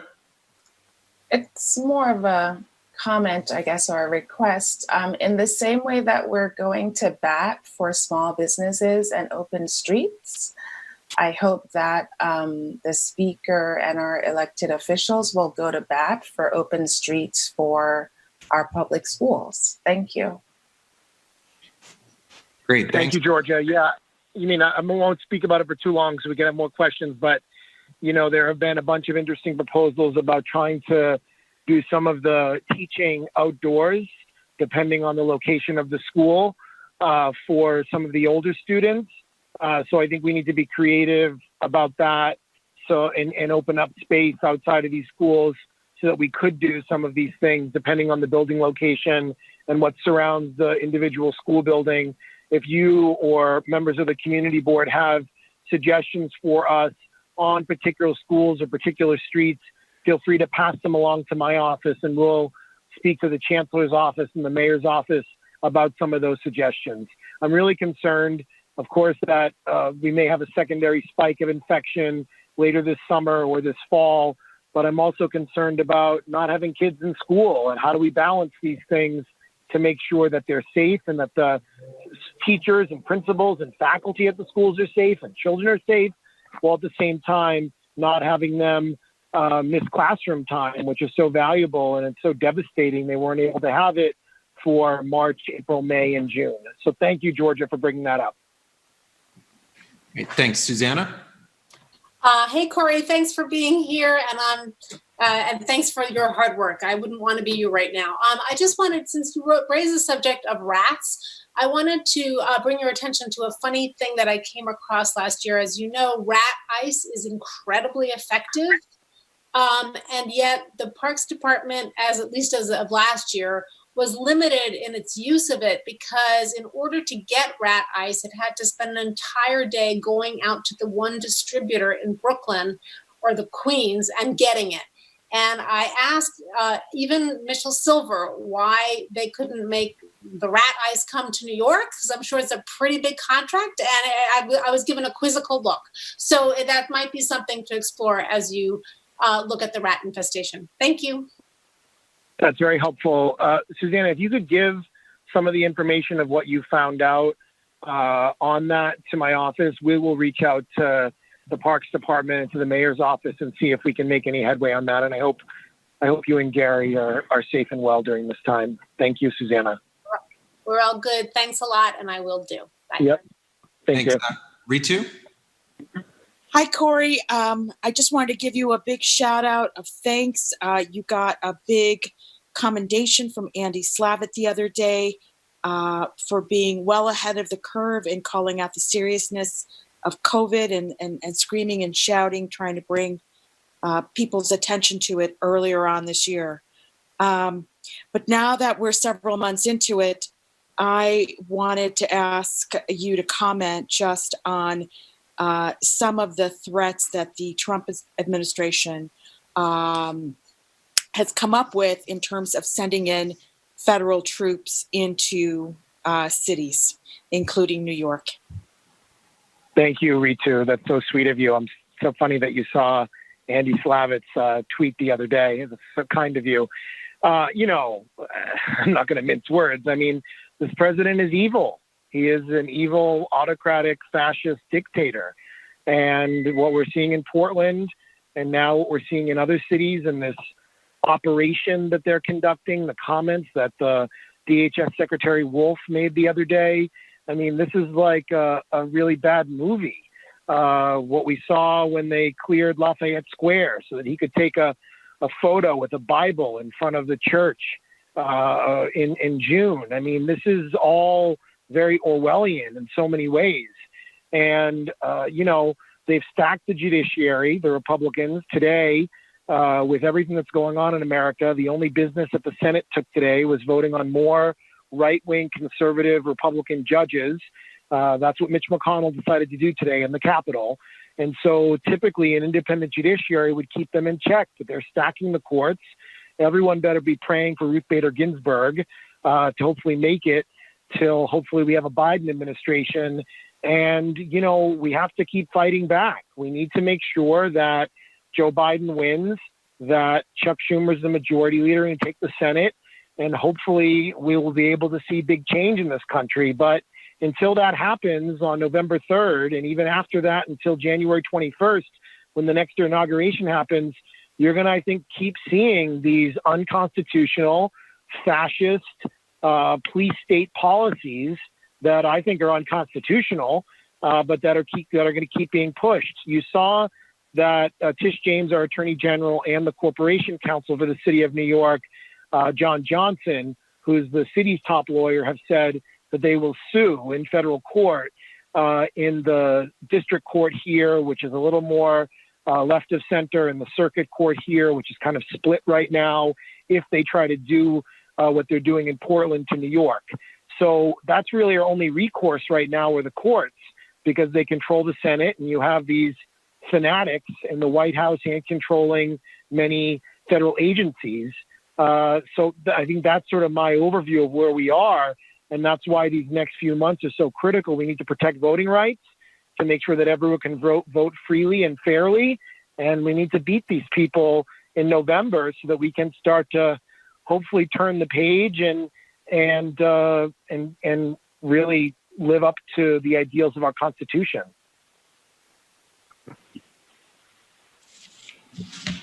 Great, thanks. And I think, Bo, we've got one more question from Bo Riccobono. Yeah, hi. Corey, hi. I haven't seen you in a while. Thanks for all the work you're doing. I know you're tirelessly running all over the place. Good luck. Just get back very quickly to the schools. I'm just wondering, I mean, we all know how things work in New York. Critical, I think, to the schools reopening is the UFT's position, which, of course, you know. And I'm just wondering if you could share any of your, I mean, nothing, what's your opinion about what the UFT will decide? Because let's face it, if there's any threat to the health of teachers, no matter what the mayor comes up with, they're not going to do it. The teacher's just not going to do it. So I'm just wondering your thoughts on it. Yeah, I mean, for months, the UFT has been telling the chancellor and the mayor, way back in May, they were saying, we need to start to have not just a citywide plan for schools, but literally school by school plans, what the facility looks like, how big it is. Is there outdoor yard space?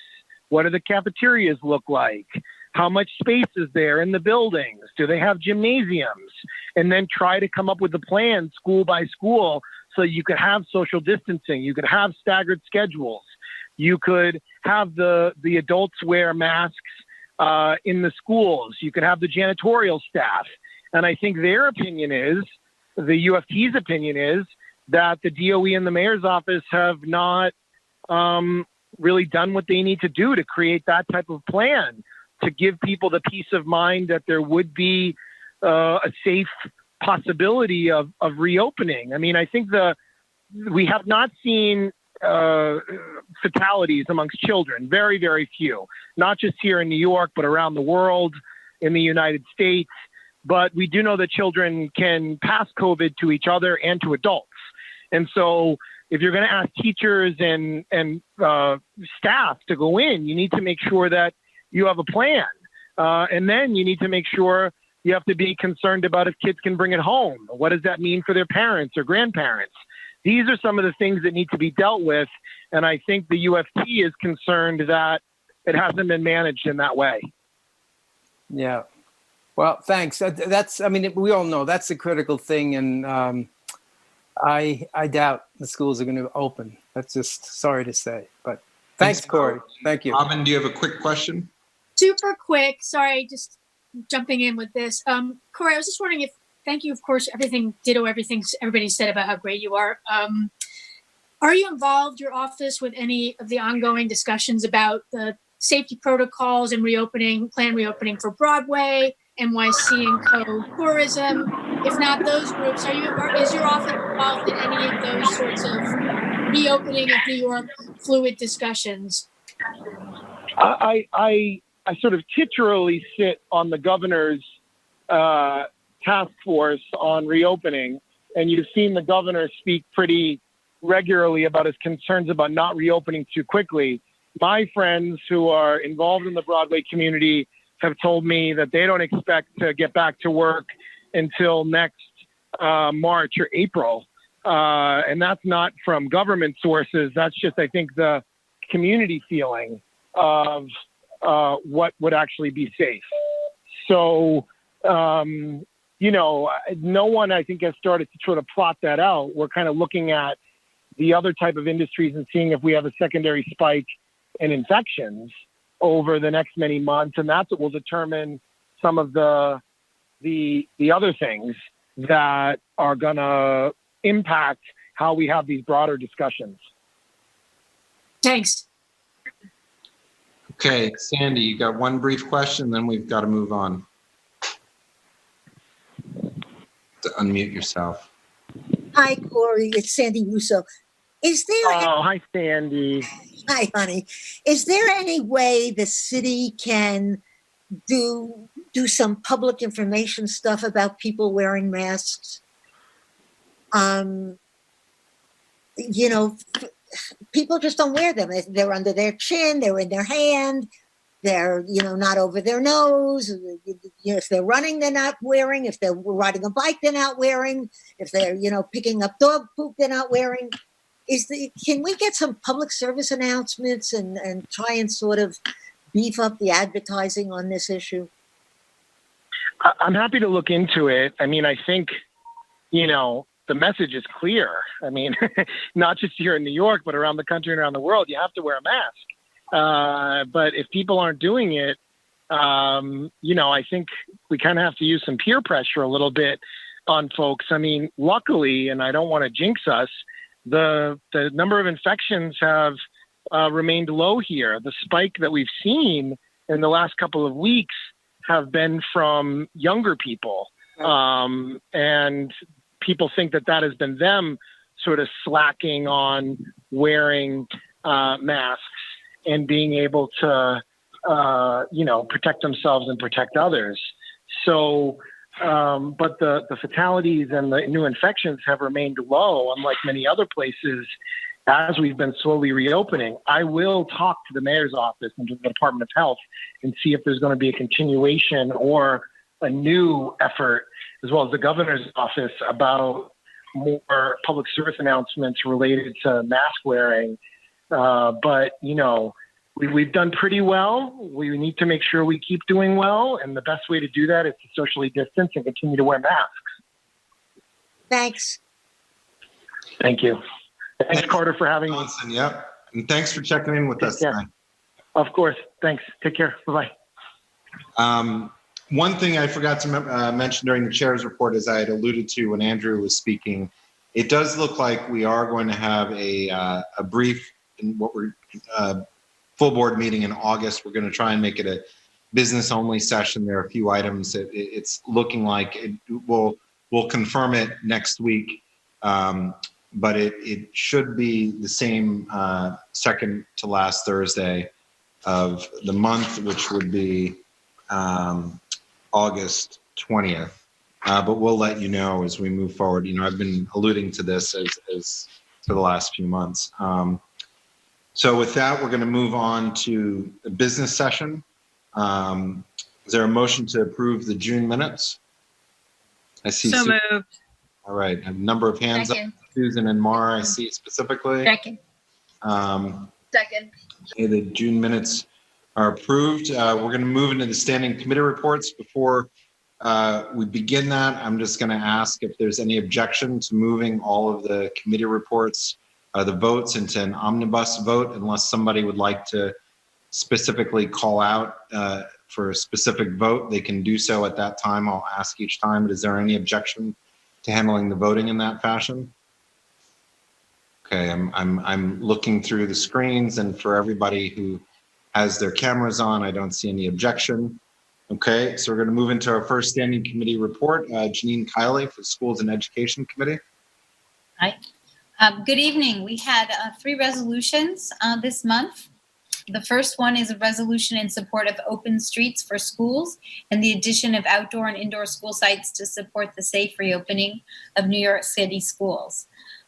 Therefore, be it resolved that Community Board 2, I'd like to add the word strongly. Under 1, strongly urges the New York City Department of Transportation and the Department of Education to implement a fast-tracked and streamlined open streets program to close streets around schools, which will provide much-needed recreation space and, if tented, instructional space for New York City students. 2, recommends that the New York City Department of Parks and Recreation, Hudson River Park Trust, and other public and private open spaces provide priority access for public schools for additional recreational and instructional space. 3, calls upon the DOE to prioritize the search for indoor space to expand school and after-school capacity, including the leasing of recently closed schools such as Our Lady of Pompeii School in Greenwich Village, nonprofit institutions, vacant office, co-working, hotel, event, and retail spaces and trailers. And 4, urges the DOE and Department of Youth and Community Development to identify a potential funding source for community-based organizations to rent space to increase their capacity for out-of-school and after-school programs. The second resolution is in support of immediate solutions to reduce the digital divide by fall 2020 for New York City public school students. And this has been identified by many advocates as one of the most important equity issues now. Therefore, be it resolved that Community Board 2 insists that the DOE implement immediate and short-term solutions for fall 2020 to reduce the digital divide, including 1, deploying mobile hotspots on school buses, 2, creating free guest accounts in all DOE buildings so that students can complete homework assignments on site after school. 3, in conjunction with reopening public schools, the city should simultaneously reopen the New York Public Library System, allowing students to access free Wi-Fi and prioritizing access for middle and high school students during school hours. 4, extending free and low-cost broadband programs through internet providers, prioritizing low-income communities, students living in transitional housing, that should say transitional, and families facing financial hardship due to COVID-19. And 5, ensuring that every student has a remote learning device, including providing keyboards to students who already received an iPad and purchasing laptops with keyboards for middle and high school students. Our third resolution is in support of New York University and Trinity real estate commitments to New York City for the Bleecker School and Hudson Square School and public recreation space. And therefore be it resolved that Community Board 2 urges our elected officials, New York University, and the Department of Education to ensure that the Bleecker School option is exercised and continue to explore the possibility of creating a DOE public school program for dyslexic students at the Bleecker School site. 2, looks forward to a formal presentation from Trinity Real Estate and the School Construction Authority on preliminary plans for the Hudson Square School and public recreation space. And 3, encourages the New York City Department of Parks and Recreation to factor in plans for a new public elementary school adjacent to Duarte Square Park as it designs and implements renovations for this public park. And these were all unanimously passed by our committee. Great, thanks, Janine. Is there any discussion? All right, I'd want to encourage everybody to really read this report if you haven't read it in depth. It's a great report. Thank you very much, Janine. I'm not sure the advent of footnotes, I attribute to the starting use of those to Matt, but I note he's on your committee, so I don't know if the all Janine, she did it well before me. Okay, but the footnotes are plentiful and it's great. Thanks, Janine. Is there any unwillingness to move these 3 items into the omnibus vote? Is there any unwillingness? I don't seeing none. We will move those 3 items, the 3 resolutions. So you need to do a roll call? We're moving them into the omnibus vote, so we're going to do a roll call at the end of the meeting, unless somebody'd like to call it out. Was that Rich? Yeah, that's okay. All right, well, don't worry. No, we'll note, you're right. Generally, we do a roll call right now. Valerie, I don't know if you can go through the attendees, and can we take a roll call from the signed in names? Is that possible just for our records as opposed to going through all the names? Yeah. Okay, great. And so moving on to our next committee is Land Use and Housing Committee. Federica? Hi, everybody. Good evening. We have 2 unanimous resolutions. The first is for Blink Fitness at 692 Broadway. It's a re-up of a existing PCE with no changes to operations or operator, and we had no objection to that. The second one is 246 Spring Street to allow a 472 square foot open air cafe, part of the Dominic Hotel development, which was previously Trump Soho, to be located within an existing through block privately owned public space. The committee was, as I said, unanimous. Therefore, be it resolved that CB2 recommends denial of this application and asks to be notified if the applicant makes other requests for a private cafe, temporary or permanent, on this public plaza. Be it further resolved that if this or any other certification for privatization of public space for any reason is granted over the recommendation of CB2, the local council member be encouraged to oppose. Be it finally resolved that in general, CB2 encourages our electeds to oppose turning over privately owned public space to developers for commercial infill purposes. And yesterday, at the end of the day, we got a letter from the developer offering to explore our suggestion that would allow customers to enter the cafe area from the plaza rather than directly through the restaurant. And they were willing to explore the feasibility of a walk-up window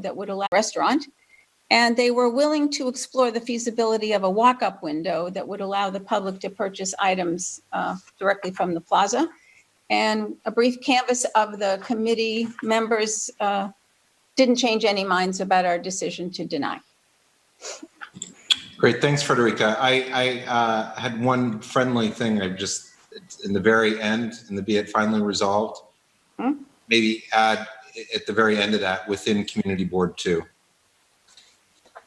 Just that be it finally resolved that in general, CB2 encourages our electeds to oppose turning over pop space to developers for commercial infill purposes within CB2, because I think that the resolution lays out the case for that with our very limited pop spaces within our community. So we're board. just adding within CB2, is that right? At the very end, yes. Okay, great. Hi, it's John DeBerna. Frederica, I had abstained on the Blink Fitness one. Just wanted to make sure that was noted. That was noted. Thank you. Okay, thank you.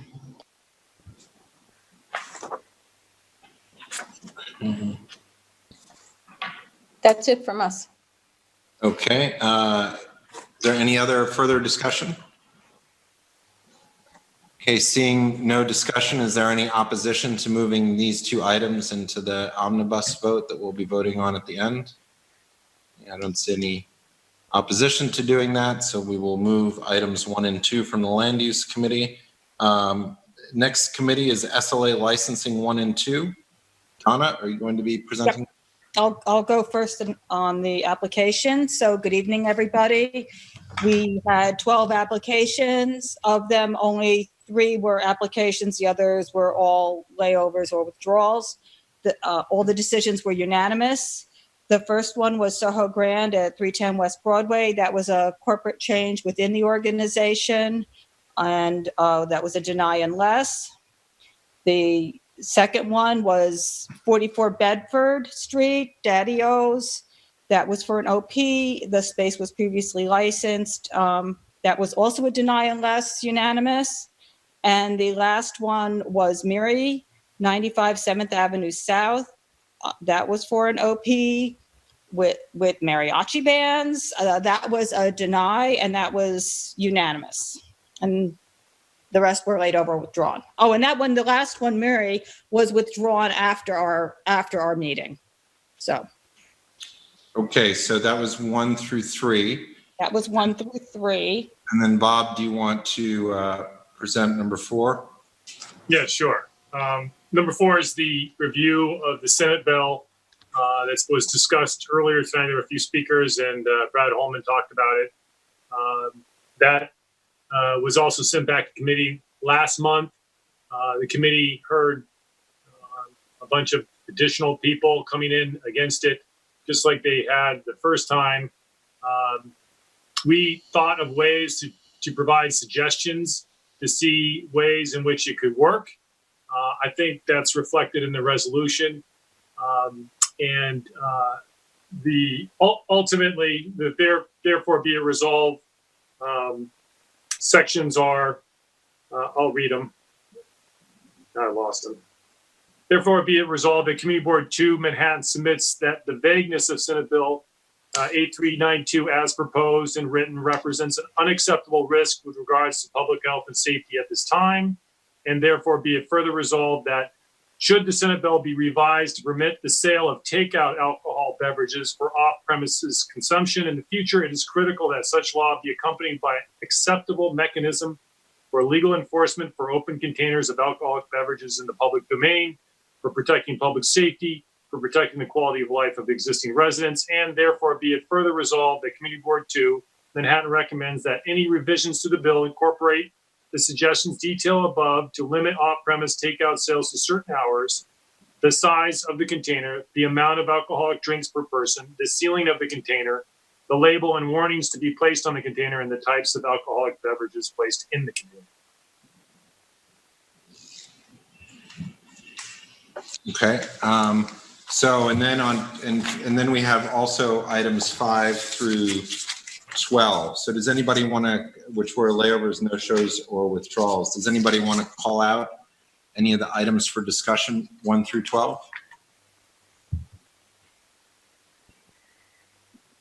Okay, I see silence. Is that correct? So is there any objection to moving these into items? I'd just like to call out Bob for a great resume.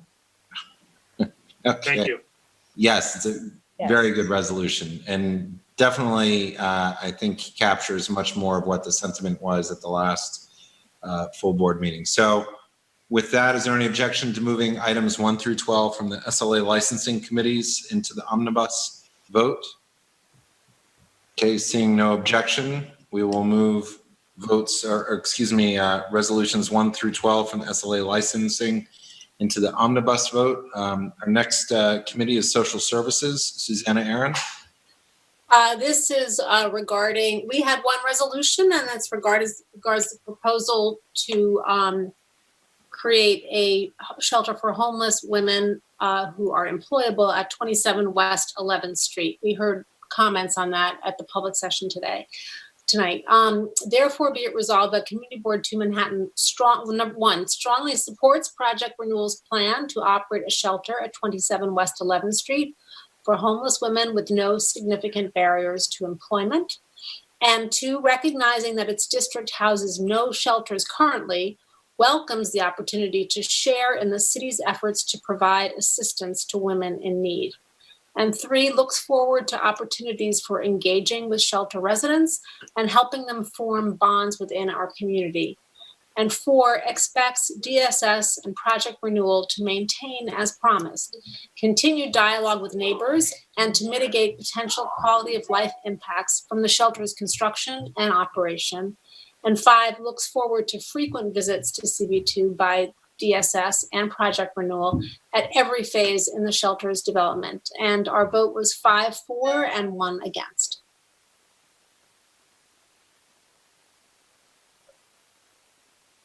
Carter, you're muted. Thanks, Susanna. And I have some footnotes there too. I'm joining the Janine. The footnotes. It's great. It's nice to see the research behind it. We've got a number of speakers from the board. So Michael Levine, I see you've got your hand up first. Okay, thank you for an excellent report. And I'm just seeking a little clarification, if I understand correctly from what you have stated in your comprehensive report and resolution. There is no formal review process to which this community board would be responding. So am I correct in saying that there is no formal action by any city agency that will come before this community board for approval, that everything that we're doing here is for information of the board and to indicate the support of the board for this project?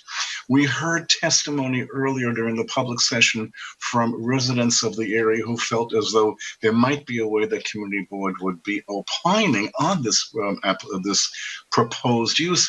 But as I understand it, we have no official role other than to try and play some sort of a position that would help ease this facility into the neighborhood and make it acceptable to all the neighbors. Am I correct? There is no formal review to which this board is responding.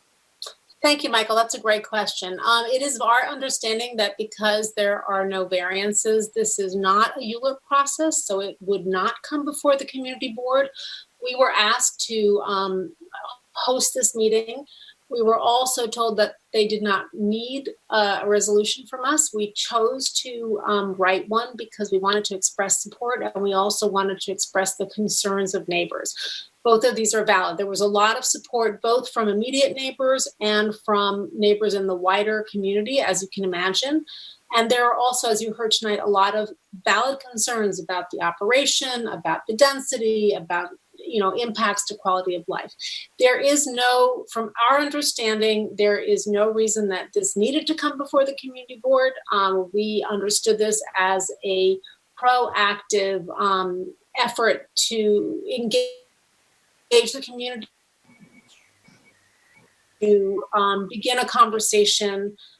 This isn't supposed to, this is about 2 years away, this project. So the promise is that this is just the very beginning of outreach that Project Renewal and DSS will be doing to address concerns and to make this as successful a project as possible. And I assume you will be reporting back to us on a regular basis how well you're doing with Project Renewal and in helping this facility to fit into our neighborhood. Thank you for your report. Great, thanks, Michael. Frederica. Yeah, hi. We heard tonight from people who are opposed to the shelter, who feel that the process requires more time. And we heard from people who are in favor of the shelter, who felt that more time should be taken. So my question is, how do you feel about that, Susanna? And do you think perhaps that the resolution should encourage more dialogue between the neighbors and Project Renewal before going ahead? Just want to say the project renewals is offered, just, I don't mean to interrupt, but they've offered to fully engage with everybody on this on an ongoing basis. And the extra time doesn't preclude any of that discussion. The discussion doesn't include the community board. We're, again, we're weighing in on this because we want to support this project and we want to outline the concerns, and that's what the resolution. Right. So I'm does. just suggesting. Yeah, there's no ULURP, so there's no clock ticking. Right. The city has decided to do this. The process is in itself a slow process because of getting the building. They don't have a contract with the city. Project Renewal does not yet have a contract with the city. They're in the process of getting a lease with the property owner. I mean, the process itself is going to take time. And actually, I think it was pretty good that DSS pushed us to have this meeting. To me, it expressed a willingness to be very proactive early on and to start a conversation with the community early on. There is no built-in clock ticking for this process. It's not a ULURP. And so it's all just part of, I thought the way we interpreted it was transparency and communication and trying to get this project to be successful.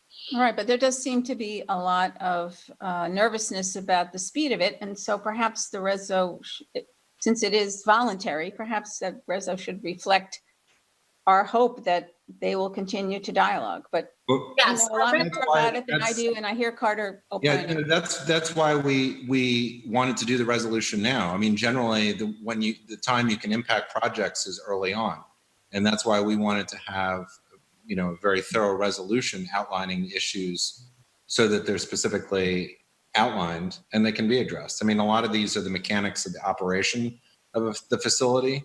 And, if the city is approving the safety, these are all the different city agencies, and it's already an SRO, use. It's already a hotel use, which is precisely why they went and chose this facility. And frankly, one of the biggest impediments is that we don't have any affordable.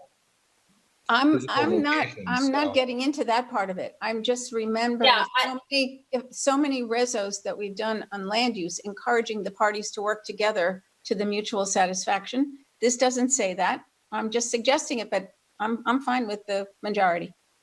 Frederica, actually, where the therefore number 4 does, it expects Project Renewal and DSS to maintain continued dialogue with the neighbors and to mitigate potential quality of life impacts from construction and operation.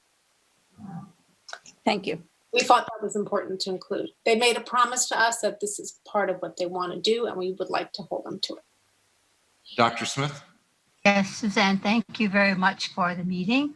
Thank you also for that great resolution, and more importantly, for the report and the support. Thank you. You're welcome. Okay, I see Keen is waving her hand, so I'm going to call on Keen. Keen, you need to unmute yourself. Okay, now you can hear me. I was at that meeting. I'm on that committee. What you all don't know is that there were about a dozen neighbors who spoke very strongly in favor of this, including some people who live nearby. So tonight was just other people. I mean, they were, in terms of the total picture, there are a lot of neighbors who say this is just what we should be doing. And there were specific questions about the smoking, about the people on the street, and they were answered. I mean, it was very interactive. So I just want everybody to be reassured that we are not doing anything precipitous here. But just to clarify, because we also received some letters today, many people with concerns are also nearby residents. Susanna, do you want to, or Bob, do you have that summary? Just since. Oh, the summary of, the letters, it's hard. I'm reluctant to summarize because these are all things that arrived recently, and we had 77 people at this meeting. And many people spoke, but not everybody spoke. Many people spoke in support. Many more people spoke in support rather than, in opposition. And the letters, so it's hard. It's really hard to gauge. I think what's fair to say is there's a lot of support for this, and there are a lot of concerns about it. Both of these things are true, and I think that both of these things are likely to be resolved if Project Renewal and DSS maintain dialogue and accommodation as they're promising to do, and if they run it as well as they're promising to do. Katie? I've just unmuted myself. Can you hear me now? Yes. Yes, I'm coming through now, I think. I noticed, Susanna, that it was not a unanimous vote on the committee. What was the objection from the committee member about this? I was going to have Kathy speak. Hi. So Kathy, do you want to address that? Yes, I just want to address this briefly. I am definitely in support of shelters and lowering the shelter population, which has 200 plus. My concern was how this was stated as an employed or employable residence. And I have my own personal belief, my legal research has a concern that that would block people who were disabled from being able to be admitted to the shelter. Somebody who is disabled is defined by the court as not being able to work. So having a shelter that's employed or employable could potentially not allow somebody who's on Social Security disability for a medical reason to be able to go in there, or somebody who is defined as SSI, which is that you don't have enough work history, but you're defined by the court as disabled. So my reasoning was more from a point of view of the employed and employable, which is not in the reason. It looks real professional. So, I don't want it to be, I guess that's it. It's just a bottom technicality. It's almost anything. And if anybody wants any other information about it, my email, you can contact Bob, or anybody can contact me. But that was the reason. Okay, Thank you. You're welcome. Janine? I support this resolution, and one of the concerns that was raised tonight was the density and too many people. And I've had relatives stay at the former hotel there, and I looked it up online. It had 66 rooms. I don't know how many of them are double occupancy. So going to 90 isn't necessarily changing the density. So I just sort of reject that as sort of a reason to oppose this. And I think we have an applicant who's really interested in working with the community. And I also want to call the question, since unless there's other questions, but I don't see any. Well, nobody else has raised their hand. And so I think that's a moot point. I don't see any other discussion. Is there any objection to moving this item into the omnibus vote, or does anybody want to call this out separately? Okay, I'm not seeing any objection to moving this into the omnibus vote. So we're going to move the resolution from the Social Services Committee into the omnibus vote. Our next committee is Traffic and Transportation Committee. Shirley Secunda.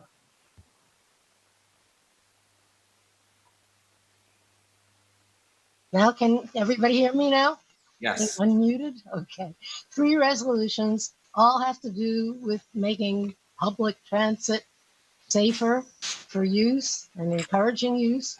The first one refers to wanting 24/7 service back on the subway, which is what Brad referred to too. That was unanimous, and I will read that. Okay, resolve that CB2 requests that MTA New York City Transit restore 24/7 service as soon as it is safe to do so. Further resolved, calls upon MTA New York City Transit to explore additional options for effectively cleaning subway train interiors that promote safety and security in a potentially more efficient, productive, reliable, and relatively inexpensive manner, such as UV systems like Fresh Air that are installed in the HVAC ductwork and are designed to disinfect surfaces in the air as it circulates through the ventilation system. And finally, we urge MTA New York City Transit to investigate closing some local stations along each subway line during slow hours, in other words, overnight, and posting cleaning crews at these sections to clean subway cars on a staggered schedule, which would then allow for other subway cars to keep on riding to the 24 hours. And I would like to just extend the thanks to Ritu Shatri for her information on the particular UV system that would help to clean up the ventilation system, and to Will Benish for his suggestion for closing some local stations to allow for cleaning that would allow for 24-hour service. That was unanimous. The second, this one is from Adam Zeldin, and this is asking for a standardized policy and procedure related to maintaining open windows during bus operations, and again for ventilation. And therefore be it resolved. Wait a minute, I got the wrong one. Hold on. Okay, here we are. CB2 urges MTA to establish a standardized policy to guide the operation of buses with open windows where possible. Further resolved, such a policy should define operational parameters and guidelines relating to weather events such as rain, high humidity, and high temperature to provide for the comfort of passengers. And finally, we recognize the need for safe and comfortable bus transit to facilitate the reopening efforts in our region. And as I said, that was unanimous too. The third one, we had one abstention, and this is in support of getting social distancing on the buses. So, resolved, CB2 urges MTA New York City Transit to thoroughly investigate approaches to achieving whatever maximum occupancy on buses will maintain safe social distancing in an efficient and effective manner, and to implement suitable strategies as soon as possible.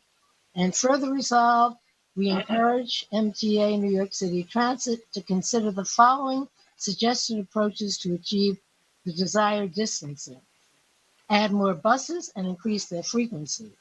Increase the number and use of articulated buses and extend their length when possible. Block off seats, for example, cordon off every other seat, and block off every other row of seats. Insert markings, decals, on bus floors to indicate where to stand for safe distancing. And as I said, that was one abstention on that one. And that's it. So we've got three resolutions. Would anybody like to address any of them or call out any of the items 1 through 3 to discuss further? Robin. I just have a question about the last one. About what? The last one, the number 3. Yeah, okay.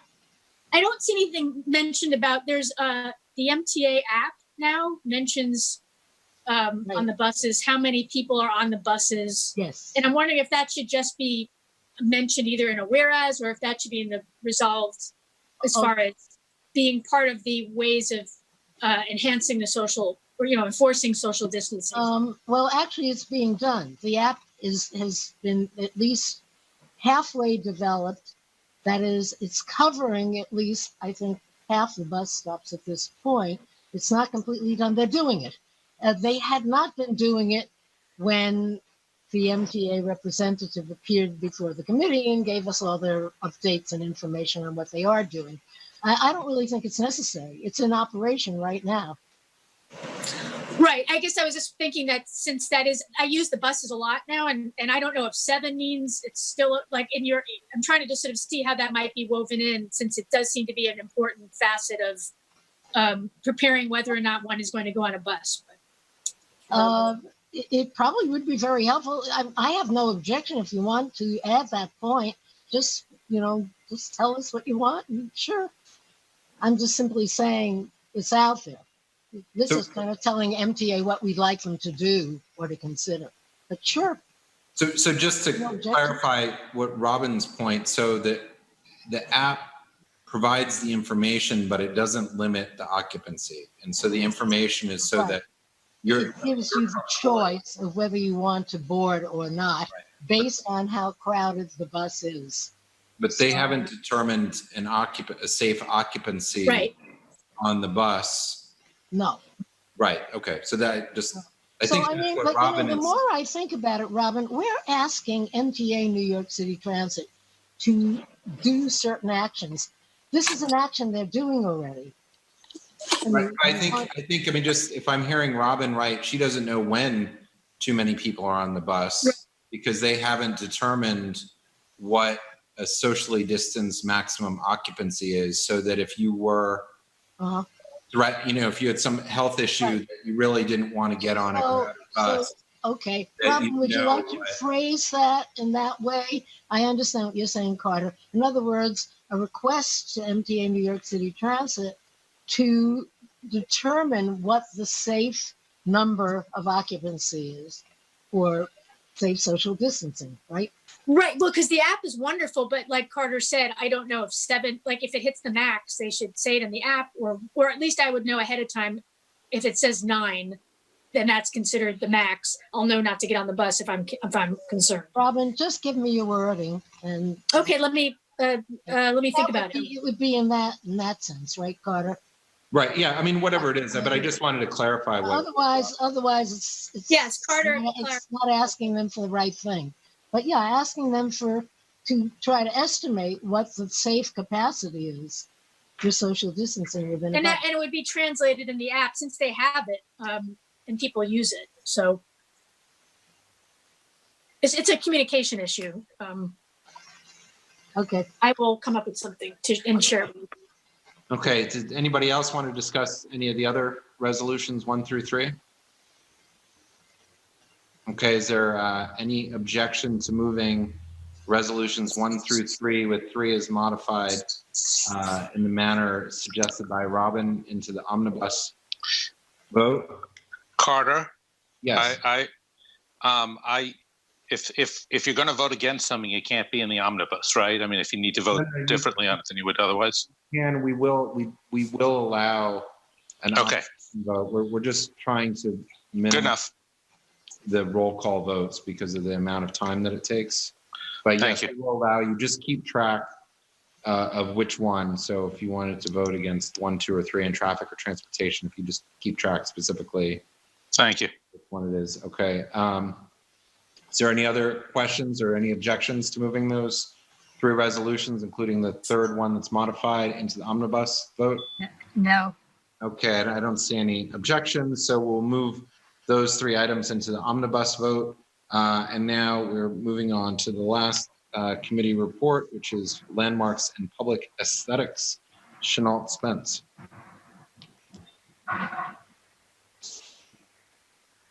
We have 3 resolutions.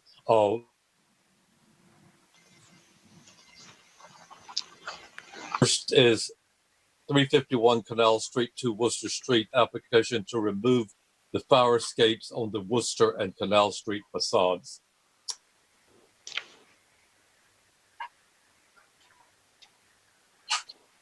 Recommend approval of the removal of the 2 fire escapes to restore the building to its original appearance. 6 in favor and 2 opposed. Those opposed wanted 1 removed and the other one not removed. Do you want to deal with this one or read them all? And then... Let's just read them all out and we'll let people Okay. decide. 250 Bleecker Street to update the storefront with new infill, new signage, and awnings. Approval of the infill, including the frosted glass and the louvered bays, signs and awnings, and that only 1 awning on the Leroy Street facade have the name and logo. 468 Broadway to remove an existing occupied penthouse structure and add a new roof deck and pergola. Recommend approval of the application. Then 462 Broadway is laid over. 541 Hudson Street to remove the rear facade, alter the garden, and install new fire escape. renovate, I'm sorry, not remove.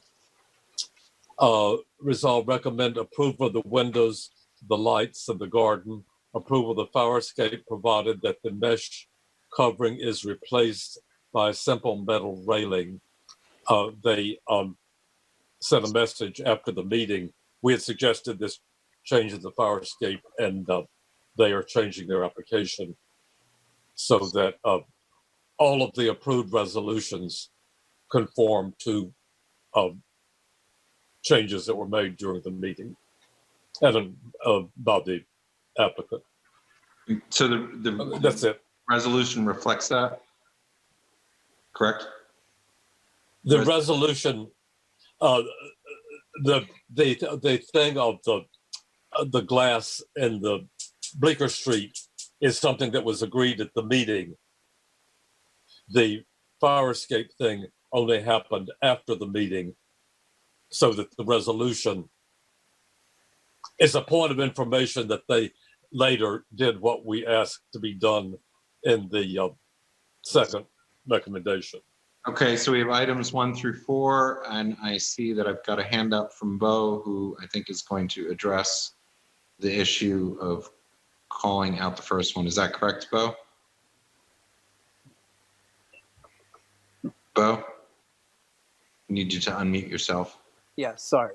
Thanks, Carter. The 351 Canal on Worcester Street, it's an absolutely stunning building of tremendous architectural significance. And you know, I understand why they want to remove the fire escapes. Two things. On Worcester Street, the fire escapes had been installed in the 70s. They weren't particularly significant, and they were late. They sort of came late to the party. On Canal Street, they were the typical installed, you know, after the Triangle Shirtwaist Factory fire, probably around 1920 or 30. The situation is that, and I think most people will agree, that when you landmark a building, you of course reference the original condition of the building, but there are other factors that sometimes enter into landmarks decisions. And in my opinion, and the board has held this for, you know, some of our decisions have held this position in the past, Soho fire escapes are iconic, and fire escapes are very much part of what most people think of when they see Soho cast iron buildings. So I am suggesting that we allow the removal of the Worcester Street side fire escapes, which are from the 70s, but on Canal, that we retain them as a nod to the mid-20th century Soho, which I think is important historically. And I also will note that there are 9 window bays in the Canal Street facade. The fire escape only covers 2 of them and doesn't even cover it. It just is on 2 of them. And I think it's an important characteristic of Soho buildings to have certain fire escapes remain. So I don't know how Chenault wants to handle this and how parliamentary procedure would dictate that we do this, but I'm suggesting that we allow the removal of the Worcester Street fire escapes, but maintain the Canal Street small fire escape. I can speak to the view of the majority vote. Okay, why don't you go ahead? One principle is that it's the landmarks, not regulations, they're guidelines, permit a building to go back to an early period. This one's already there with the fire escape, or to be restored to the original condition, which was with no fire escapes at all. The other, in further support of that, there are many buildings that must maintain their fire escapes for safety reasons, and there are ample examples of that period in Soho that will not, and in fact cannot be changed. There Also, may be, okay, I'm sorry. Go ahead. there may be others on the committee who wish to speak. Well, let me just also add to this that during this committee meeting, I could hear the whole meeting and I spoke at the beginning of it, but toward the end, when we were in executive session, I wasn't able to be heard by the committee, so I wasn't able to make my full points. I just want to throw that out. It was, we did understand what you said in the beginning, and the point was much discussed during the executive session, which you heard, I'm sure. It's true that Bo didn't have a chance to reiterate his point. So I'm not sure I'm asking I'm not sure I'm understanding, Bo, what you're asking for. What are you asking for? I'm just asking very simply, this resolution allows the removal of both sets of fire escapes. I'm suggesting that we allow the removal of the Worcester Street fire escapes, but not the Canal Street fire escape. And the reasoning for that, just so that people. The reasoning is that this is we, in my opinion, as a longtime resident of Soho, fire escapes are essential to the streetscape in Soho, and fire escapes are representative of mid-20th century Soho buildings, and we can use the guideline from the Landmarks Preservation Committee that we don't necessarily have to harken back to the original condition of the building if there's a significant historical reason to not do so. Right. And I say we should keep as a nod, it's a very, I wish I had a picture of it. It's a lovely building, and this is a very, very small fire escape in touching 2 bays of 9 on Canal Street. So I think that sort of outlines the issue, right? And the reason, just so, I mean, even though this is not a reason that we're weighing in on, we only weigh in on the aesthetics, but the reason that these can often be removed, correct me if I'm wrong, is because the buildings become sprinklered and count as a means of egress, right? And that's, well, no, actually, that's the case here. Yeah. Right. Well, just so people understand, but the flip side is, to Bo's point, is that just because you can doesn't mean that you should.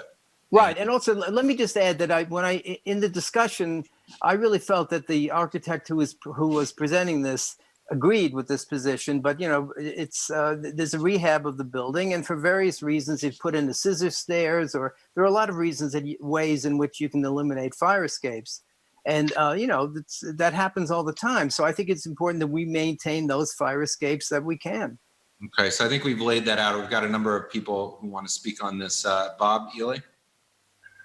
Yeah, I would echo what Bo says, but also, I mean, it's very easy for any community board member to look to see what it is an amazing building, and the fire escapes are very cool. And all you gotta do is go to the community board website and push your button on the application, and you can see it for yourself. And so I guess I would take it one step further than what Bo is saying. It looks like the second fire escape is almost identical, and as the first fire escape that was put up turn of the century, the second one that was put up in the 70s is an identical, but on a different street. It's equidistant, and they both should be up there as far as I'm concerned. I think they are iconic to our community. I understand the concept that when the building was first built, originally it didn't have fire escapes, but the fire escapes are a part of our history.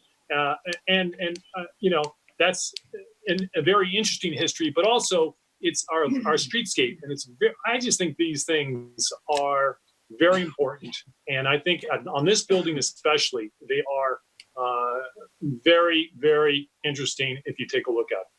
So I would take it one step further. I would suggest that we save both of them. Okay, so we've got a few different positions here. I think we should hear from a few more people. Hold on, I'm just, okay. Sorry, I'm just moving around a couple of things here. Next, I have Brian Pape. Thanks, Carter. The discussion at our meeting was very thorough, and we really covered these opposing viewpoints very carefully. And there although there was a lot of sympathy for the history of Soho and the fire escapes, in this building, there was no compelling reason for that to not be restored to its pristine condition as it was originally built. And so it was very, very thoroughly covered, and the majority voted. So it's beyond me what we can do what we want to do at this point. So that's my question. Well, I think I hear three different things that are going on here right now. I hear the committee's position, which is allow the removal of both. The other position from the two who were opposed to the full committee's, which is to remove one fire escape and leave the other, and then what Bob had suggested, which is to keep both. So those are the three things that I've heard. Matt? I can't help myself. What are the two means of egress as required by the fire code? And then that's not relevant. It's not relevant. It's not. I mean, I say this with all due respect, but for my vote, I get to determine what is relevant and what is not. No, you don't, because this is a landmarks committee meeting, and egress is something that is not covered under landmarks. This is aesthetics. It has nothing to do with egress or zoning or building code or DOB requirements. It has to do with aesthetics. That's it. But it is, as a point of order, I think that's a legitimate question to ask, whether or not it weighs. The representative, the applicant represented that the remodeling of the building no longer requires fire escape, and they were unusable. They were unusable or usable? Unusable. Those were unneeded, not needed. It's not the question of usable. It's a question of whether it's needed to comply with the egress requirements of DOB, and they are not. And the change, Matt, is that it's sprinklering a lot of these old buildings. The sprinkling system counts as a means of egress. Thank you, Dr. Smith. Chenault, why would you be amenable for the two people who've spoken and given what they think? Why is it? Will the committee still decide on what you guys are going to do? Or are you willing to accept one or the other? Or if you are not, then I think you need to let us know so we can move on. I don't think it's in order to have a friendly amendment for either of those, because it directly contradicts it doesn't amplify or modify, it contradicts the resolution. It's just So are you saying that you want your decision as a committee to stand? That's what's before the thing. I can't properly accept something that contradicts the committee's decision. I mean, I think Chenault's right. It's not, it wouldn't be a friendly amendment. I think we'd have to vote this down and have a substitute resolution. Or have a substitute resolution, either way. Yeah. Okay, can we move on? And also, let me just point out again that, because of technical difficulties that I had, I wasn't able to make my point as forcefully as I would have in the executive session, which is relevant. And, these are crazy times with a lot of technology glitches. And, I think that should be considered as well. I think that people have heard that. I mean, I'm letting them hear it again. 2 more speakers, Georgia. Is it appropriate to call the question or to? Do you want to shut off the conversation? I have one more speaker. Well, we'll have to vote on it to do that. I know, but I think to frame my question as shutting off the conversation, I just asked if it was appropriate to call the question. So. Yeah, no. I mean, that's what calling the question is, and that's something that with the Zoom meetings has been a little challenging. Is it someone who's already spoken? It is. I'd like to speak. Okay. Can I speak? Yeah, well, I mean, if you want to continue it, Georgia, or not, because it's. I'll just remove the question. Okay. Thank you. I'll call on you, Anita, first, since you haven't spoken. Yes, thank you. Can you hear me all right? We hear you well. Yeah, we hear you. We hear you. I think, again, this is an opinion, that they're no longer necessary. It has nothing to do with fire egress. This is a crazy busy street, Canal Street. The fire escapes require a lot of maintenance. And yes, they're kind of sentimental, but on a street like this, I think it's lost. And I must say, I really enjoy seeing the building without it. So I support the committee's resolution as presented. Okay, and then Bob. Yeah, so I'm gonna ask for the substitute resolution on keeping both of the fire escapes. Okay, so you want to just do a substitute where you just change it to both? Yes. All right. Okay, is there a second on that one? Susan, are you seconding that, or is that just a? I'm actually saying I support Bo very quickly. I think that, so I'm not, my heart's. Right now, I'm just looking if anybody seconds Bob. Okay, does anybody second what Bob has put forward? Okay, so I don't see any seconds. All right, now Susan,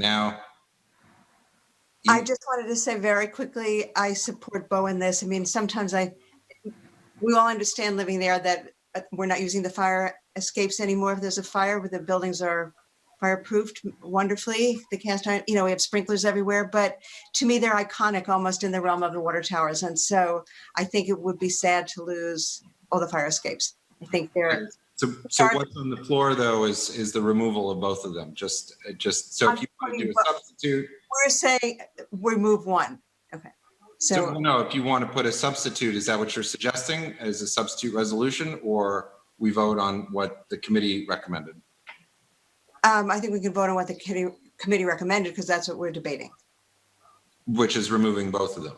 You're right. We can vote yes or no to that. Got it. All right. So I don't see any other discussion. Are there enough people who are voting in different ways on this that we should just do this now and call this out for item number 1? Yes. Okay, so what I'm going to do, if there's no objection, is move landmarks number 2 and 3 into, 2 through 4 into the omnibus bill, and we're going to have number 1. We're just going to do a separate roll call vote on landmarks number 1 now, and then we'll vote on the omnibus immediately after that. So everybody's good with that? Excuse me, Carter. It's been so much back and forth so that I'm not confused. Yes, we are going to be voting. I was going to get to that. May I just finish my question?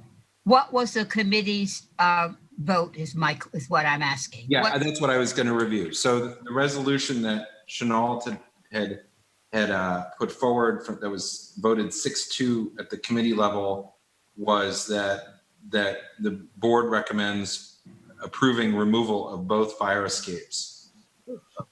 Thank you. Okay, so Valerie, are you prepared to do a roll call? Is everybody comfortable voting on item number 1 on landmarks? We don't have any other questions procedurally? Okay. Great. We're going to do 4 against, abstain, or recusal. Right. Susanna Aaron. For. Akila Asqui. Against. Okay. William Benesh. For. Keenberger. For. Carter Booth. Against. Katie Bordenaro. Against. Anita Brandt. For.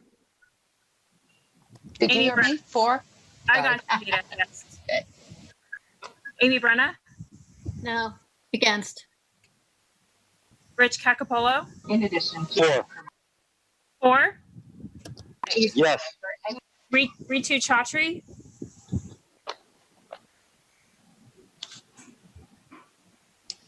See her on here.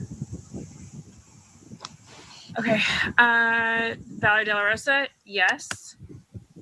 John Paul DeVerna. 4. Thanks. Doris Diether. She Let me just, could help me out. Thanks. Doris? Yes. Thank you. Bob Ely. Against. Mark Fitzgerald. Against. Cormac Flynn. 4. Joe Gallagher. Against. Wayne Kawadler. 4. Okay. Susan Kent. Against. Janine Kiley. Against. All right. Patricia Laria. 4. Michael Levine. 4. Janet Liff. 4. Ed Ma.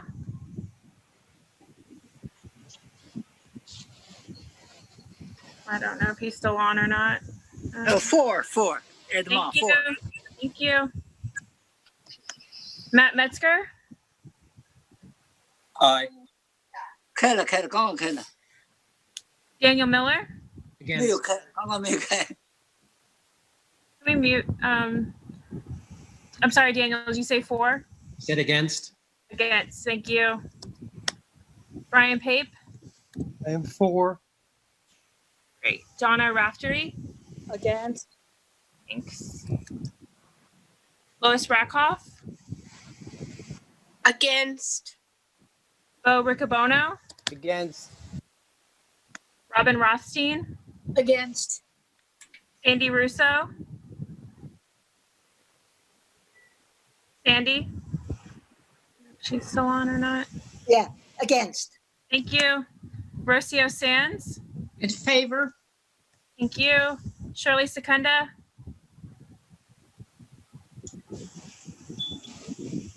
Shirley Secunda. I see she's on. Yes. Thank you. Kristen Shea.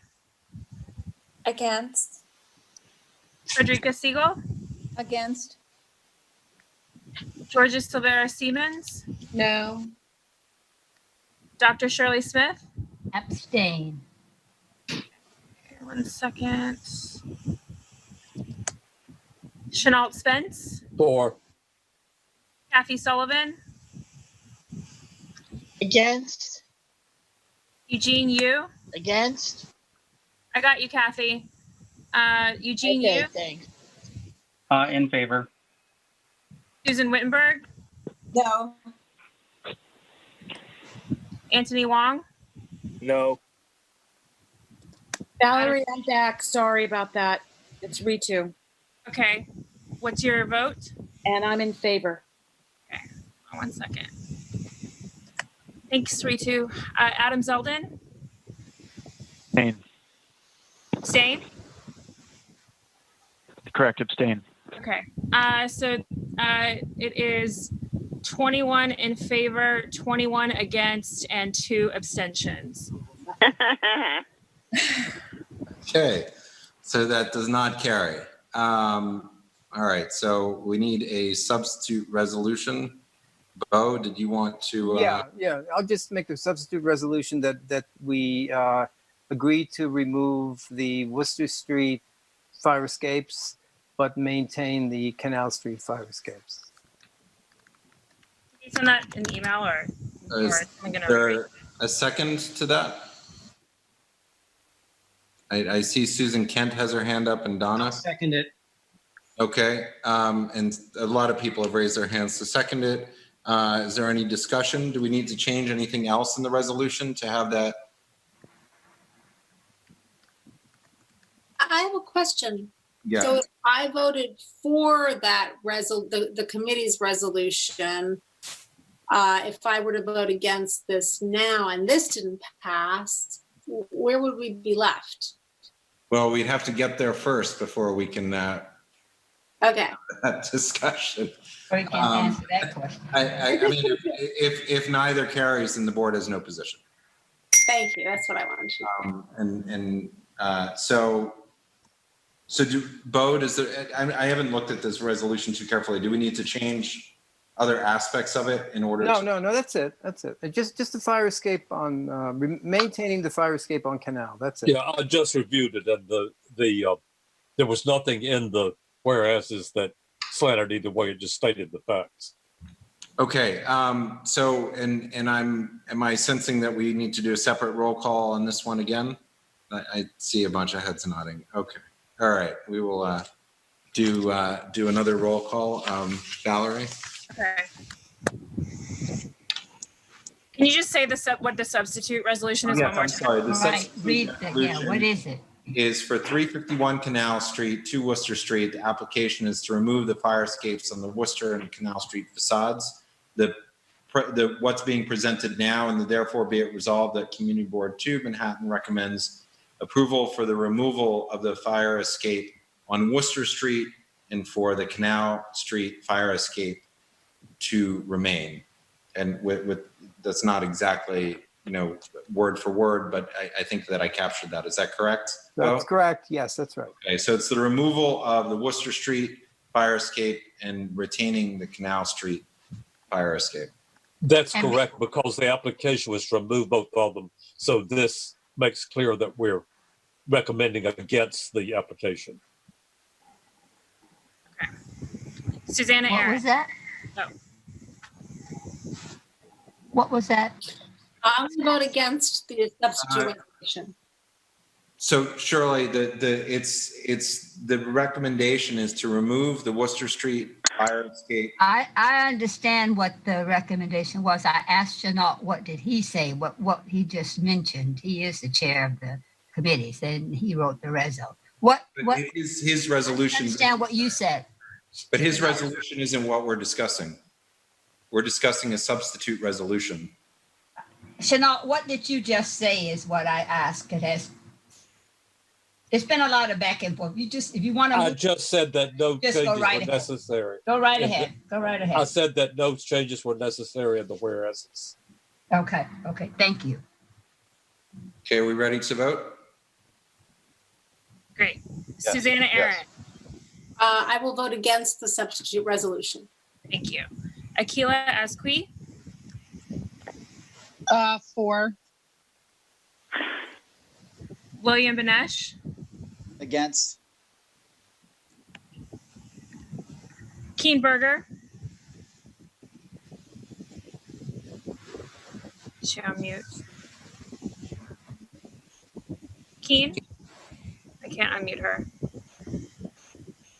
Keen, we need you. I'm for it. Thank you. Carter Booth. 4. Katie Bordenaro. 4. Anita Brandt. Anita. Yeah. 4. Thanks. Amy Brenna. 4.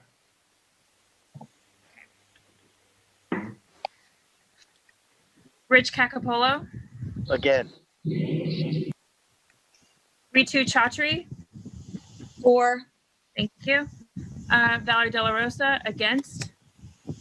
John Paul DeVerna. 4. 4. Okay. Doris Deefer. No. Thanks. 1 second. Bob Ely. 4.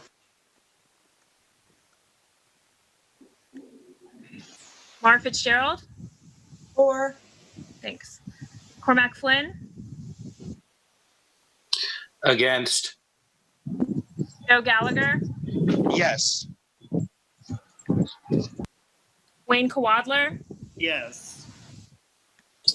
Susan Kent. Yes. Janine Kiley. Yes. Patricia Laria. No. Michael Levine. Yes. Janet Liff. Against. Yes? No. I'm sorry. No. No, thank you. Ed Ma? Yes. Great. Matt Metzger? Yay. Nay or yay? I'm sorry. No. Great. Daniel Miller? Yes. Brian Pape? I'm against. Okay. Donna Raftery? For. Lois Rakoff? Yes. Bo Riccobono? Yes. Robin Rothstein? Yes, I'm for it. Sandy Russo? Yes. Rocio Sands? Against. Shirley Secunda? No. Kristen Shea? For. Frederica Siegel? Yes. Georgia Silvera Siemens? Yes. Dr. Shirley Smith? Abstain. Chenault Spence? No. Kathy Sullivan? Against. Against? Yes. Yeah. Correct. Against. Eugene Yu? Against. Susan Wittenberg? Yes. For. Anthony Wong? Yes. Adam Zeldin? Abstain. All right, that is 27 for, 15 against, and 2 abstentions. Thanks, Valerie, and thanks for the quick numbers. You clearly using a Not my spreadsheet. first rodeo.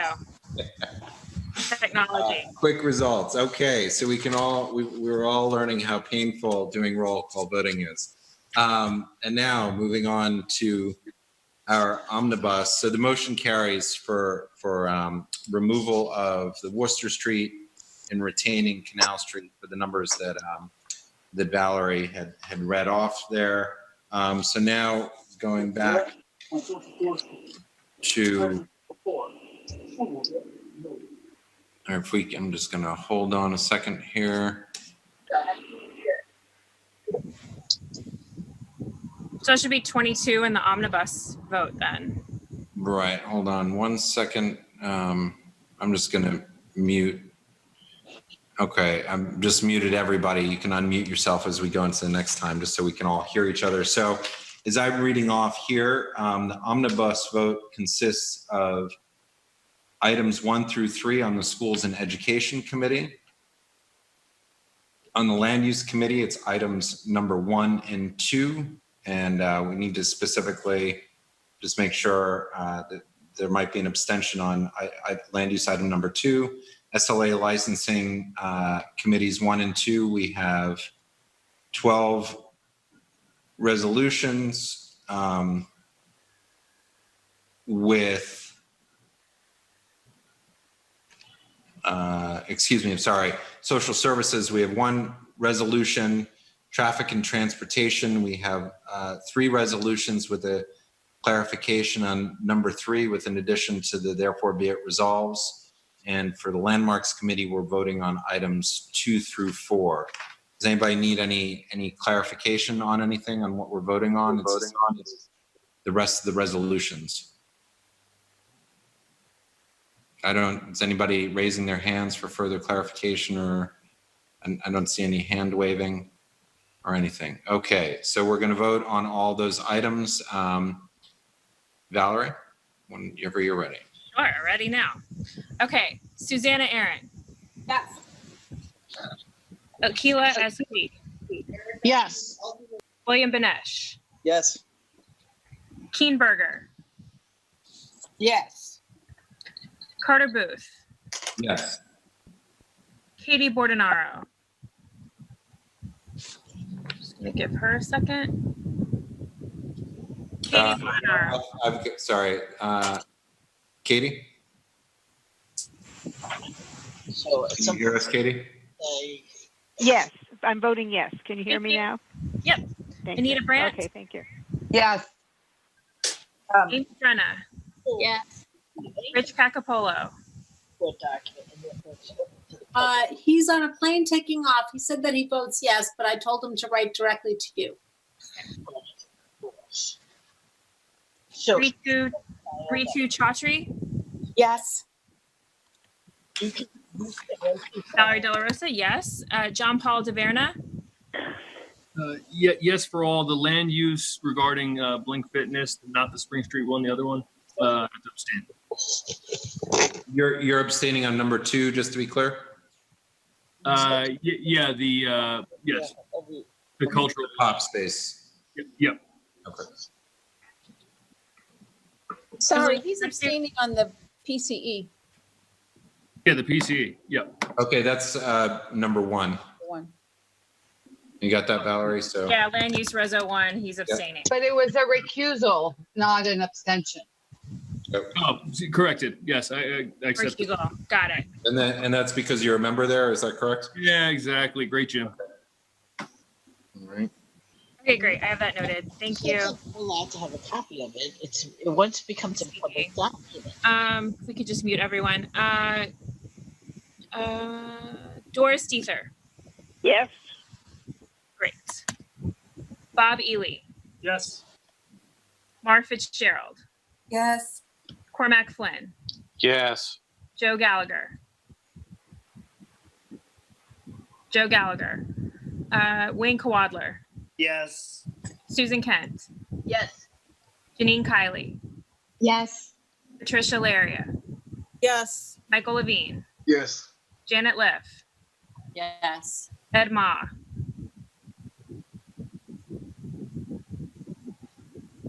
Okay. Matt Metzger. Aye. Daniel Miller. Yes. Brian Pape. Yes.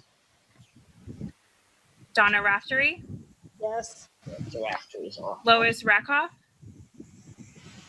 Yes. Bo Riccobono. It has happened. Bo. Robin Rothstein. Yes. Andy Russo.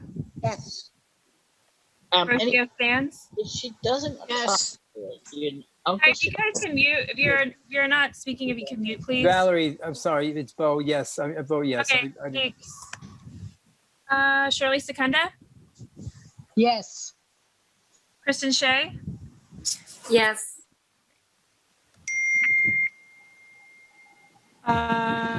Frederica Siegel. Yes. Georgia Silvera Siemens. Yes. Dr. Shirley Smith. Yes. Chenault Spence. Yeah. Kathy Sullivan. Yes. Eugene Got Yu. it? I got it. Okay, great. Eugene Yu. Yes. Susan Wittenberg. Yes. I would have voted for Roger. it. Anthony. Adam. Yes. Okay, got it. Adam Zeldin. And I'm here. Adam Zeldin. Yes, from Adam Zeldin. Yes. And I just want to check really quickly. I don't know where that noise is. I can't see it. No, yes, from Joe Gallagher. I'm sorry. And Ed Ma. I don't know if he's still on the call. Let me look. Oh, you're muted. Someone's muted. Ed, are you still with us? Ed Ma and Joe, we got your vote. I got Joe. I'm just missing Ed. I saw him, but now I don't. Okay. Well, that is 43-4, with the exception of one of those 43 having a recusal on land use reso number 1. And so the 4 are not voting? Or did? I'm sorry, what? Oh, no, I said that there's 4, as in their votes were 4. I thought, sorry. Oh, yeah, no, 43-4 with All right. one of those including a recusal on land use reso 1. Perfect. Does that sound correct? Did anybody not vote that we didn't hear from? So we got everybody? Should be everyone except for Ed Ma, because we had 44 in the last 2 votes. Okay. That's what I've got on the agenda. Is there a motion to adjourn? Yes. Yes. Is there a second? Second. Second. All right. Second. Bob, even though he's taking it off here, everybody needs to clean up after themselves. Thank you.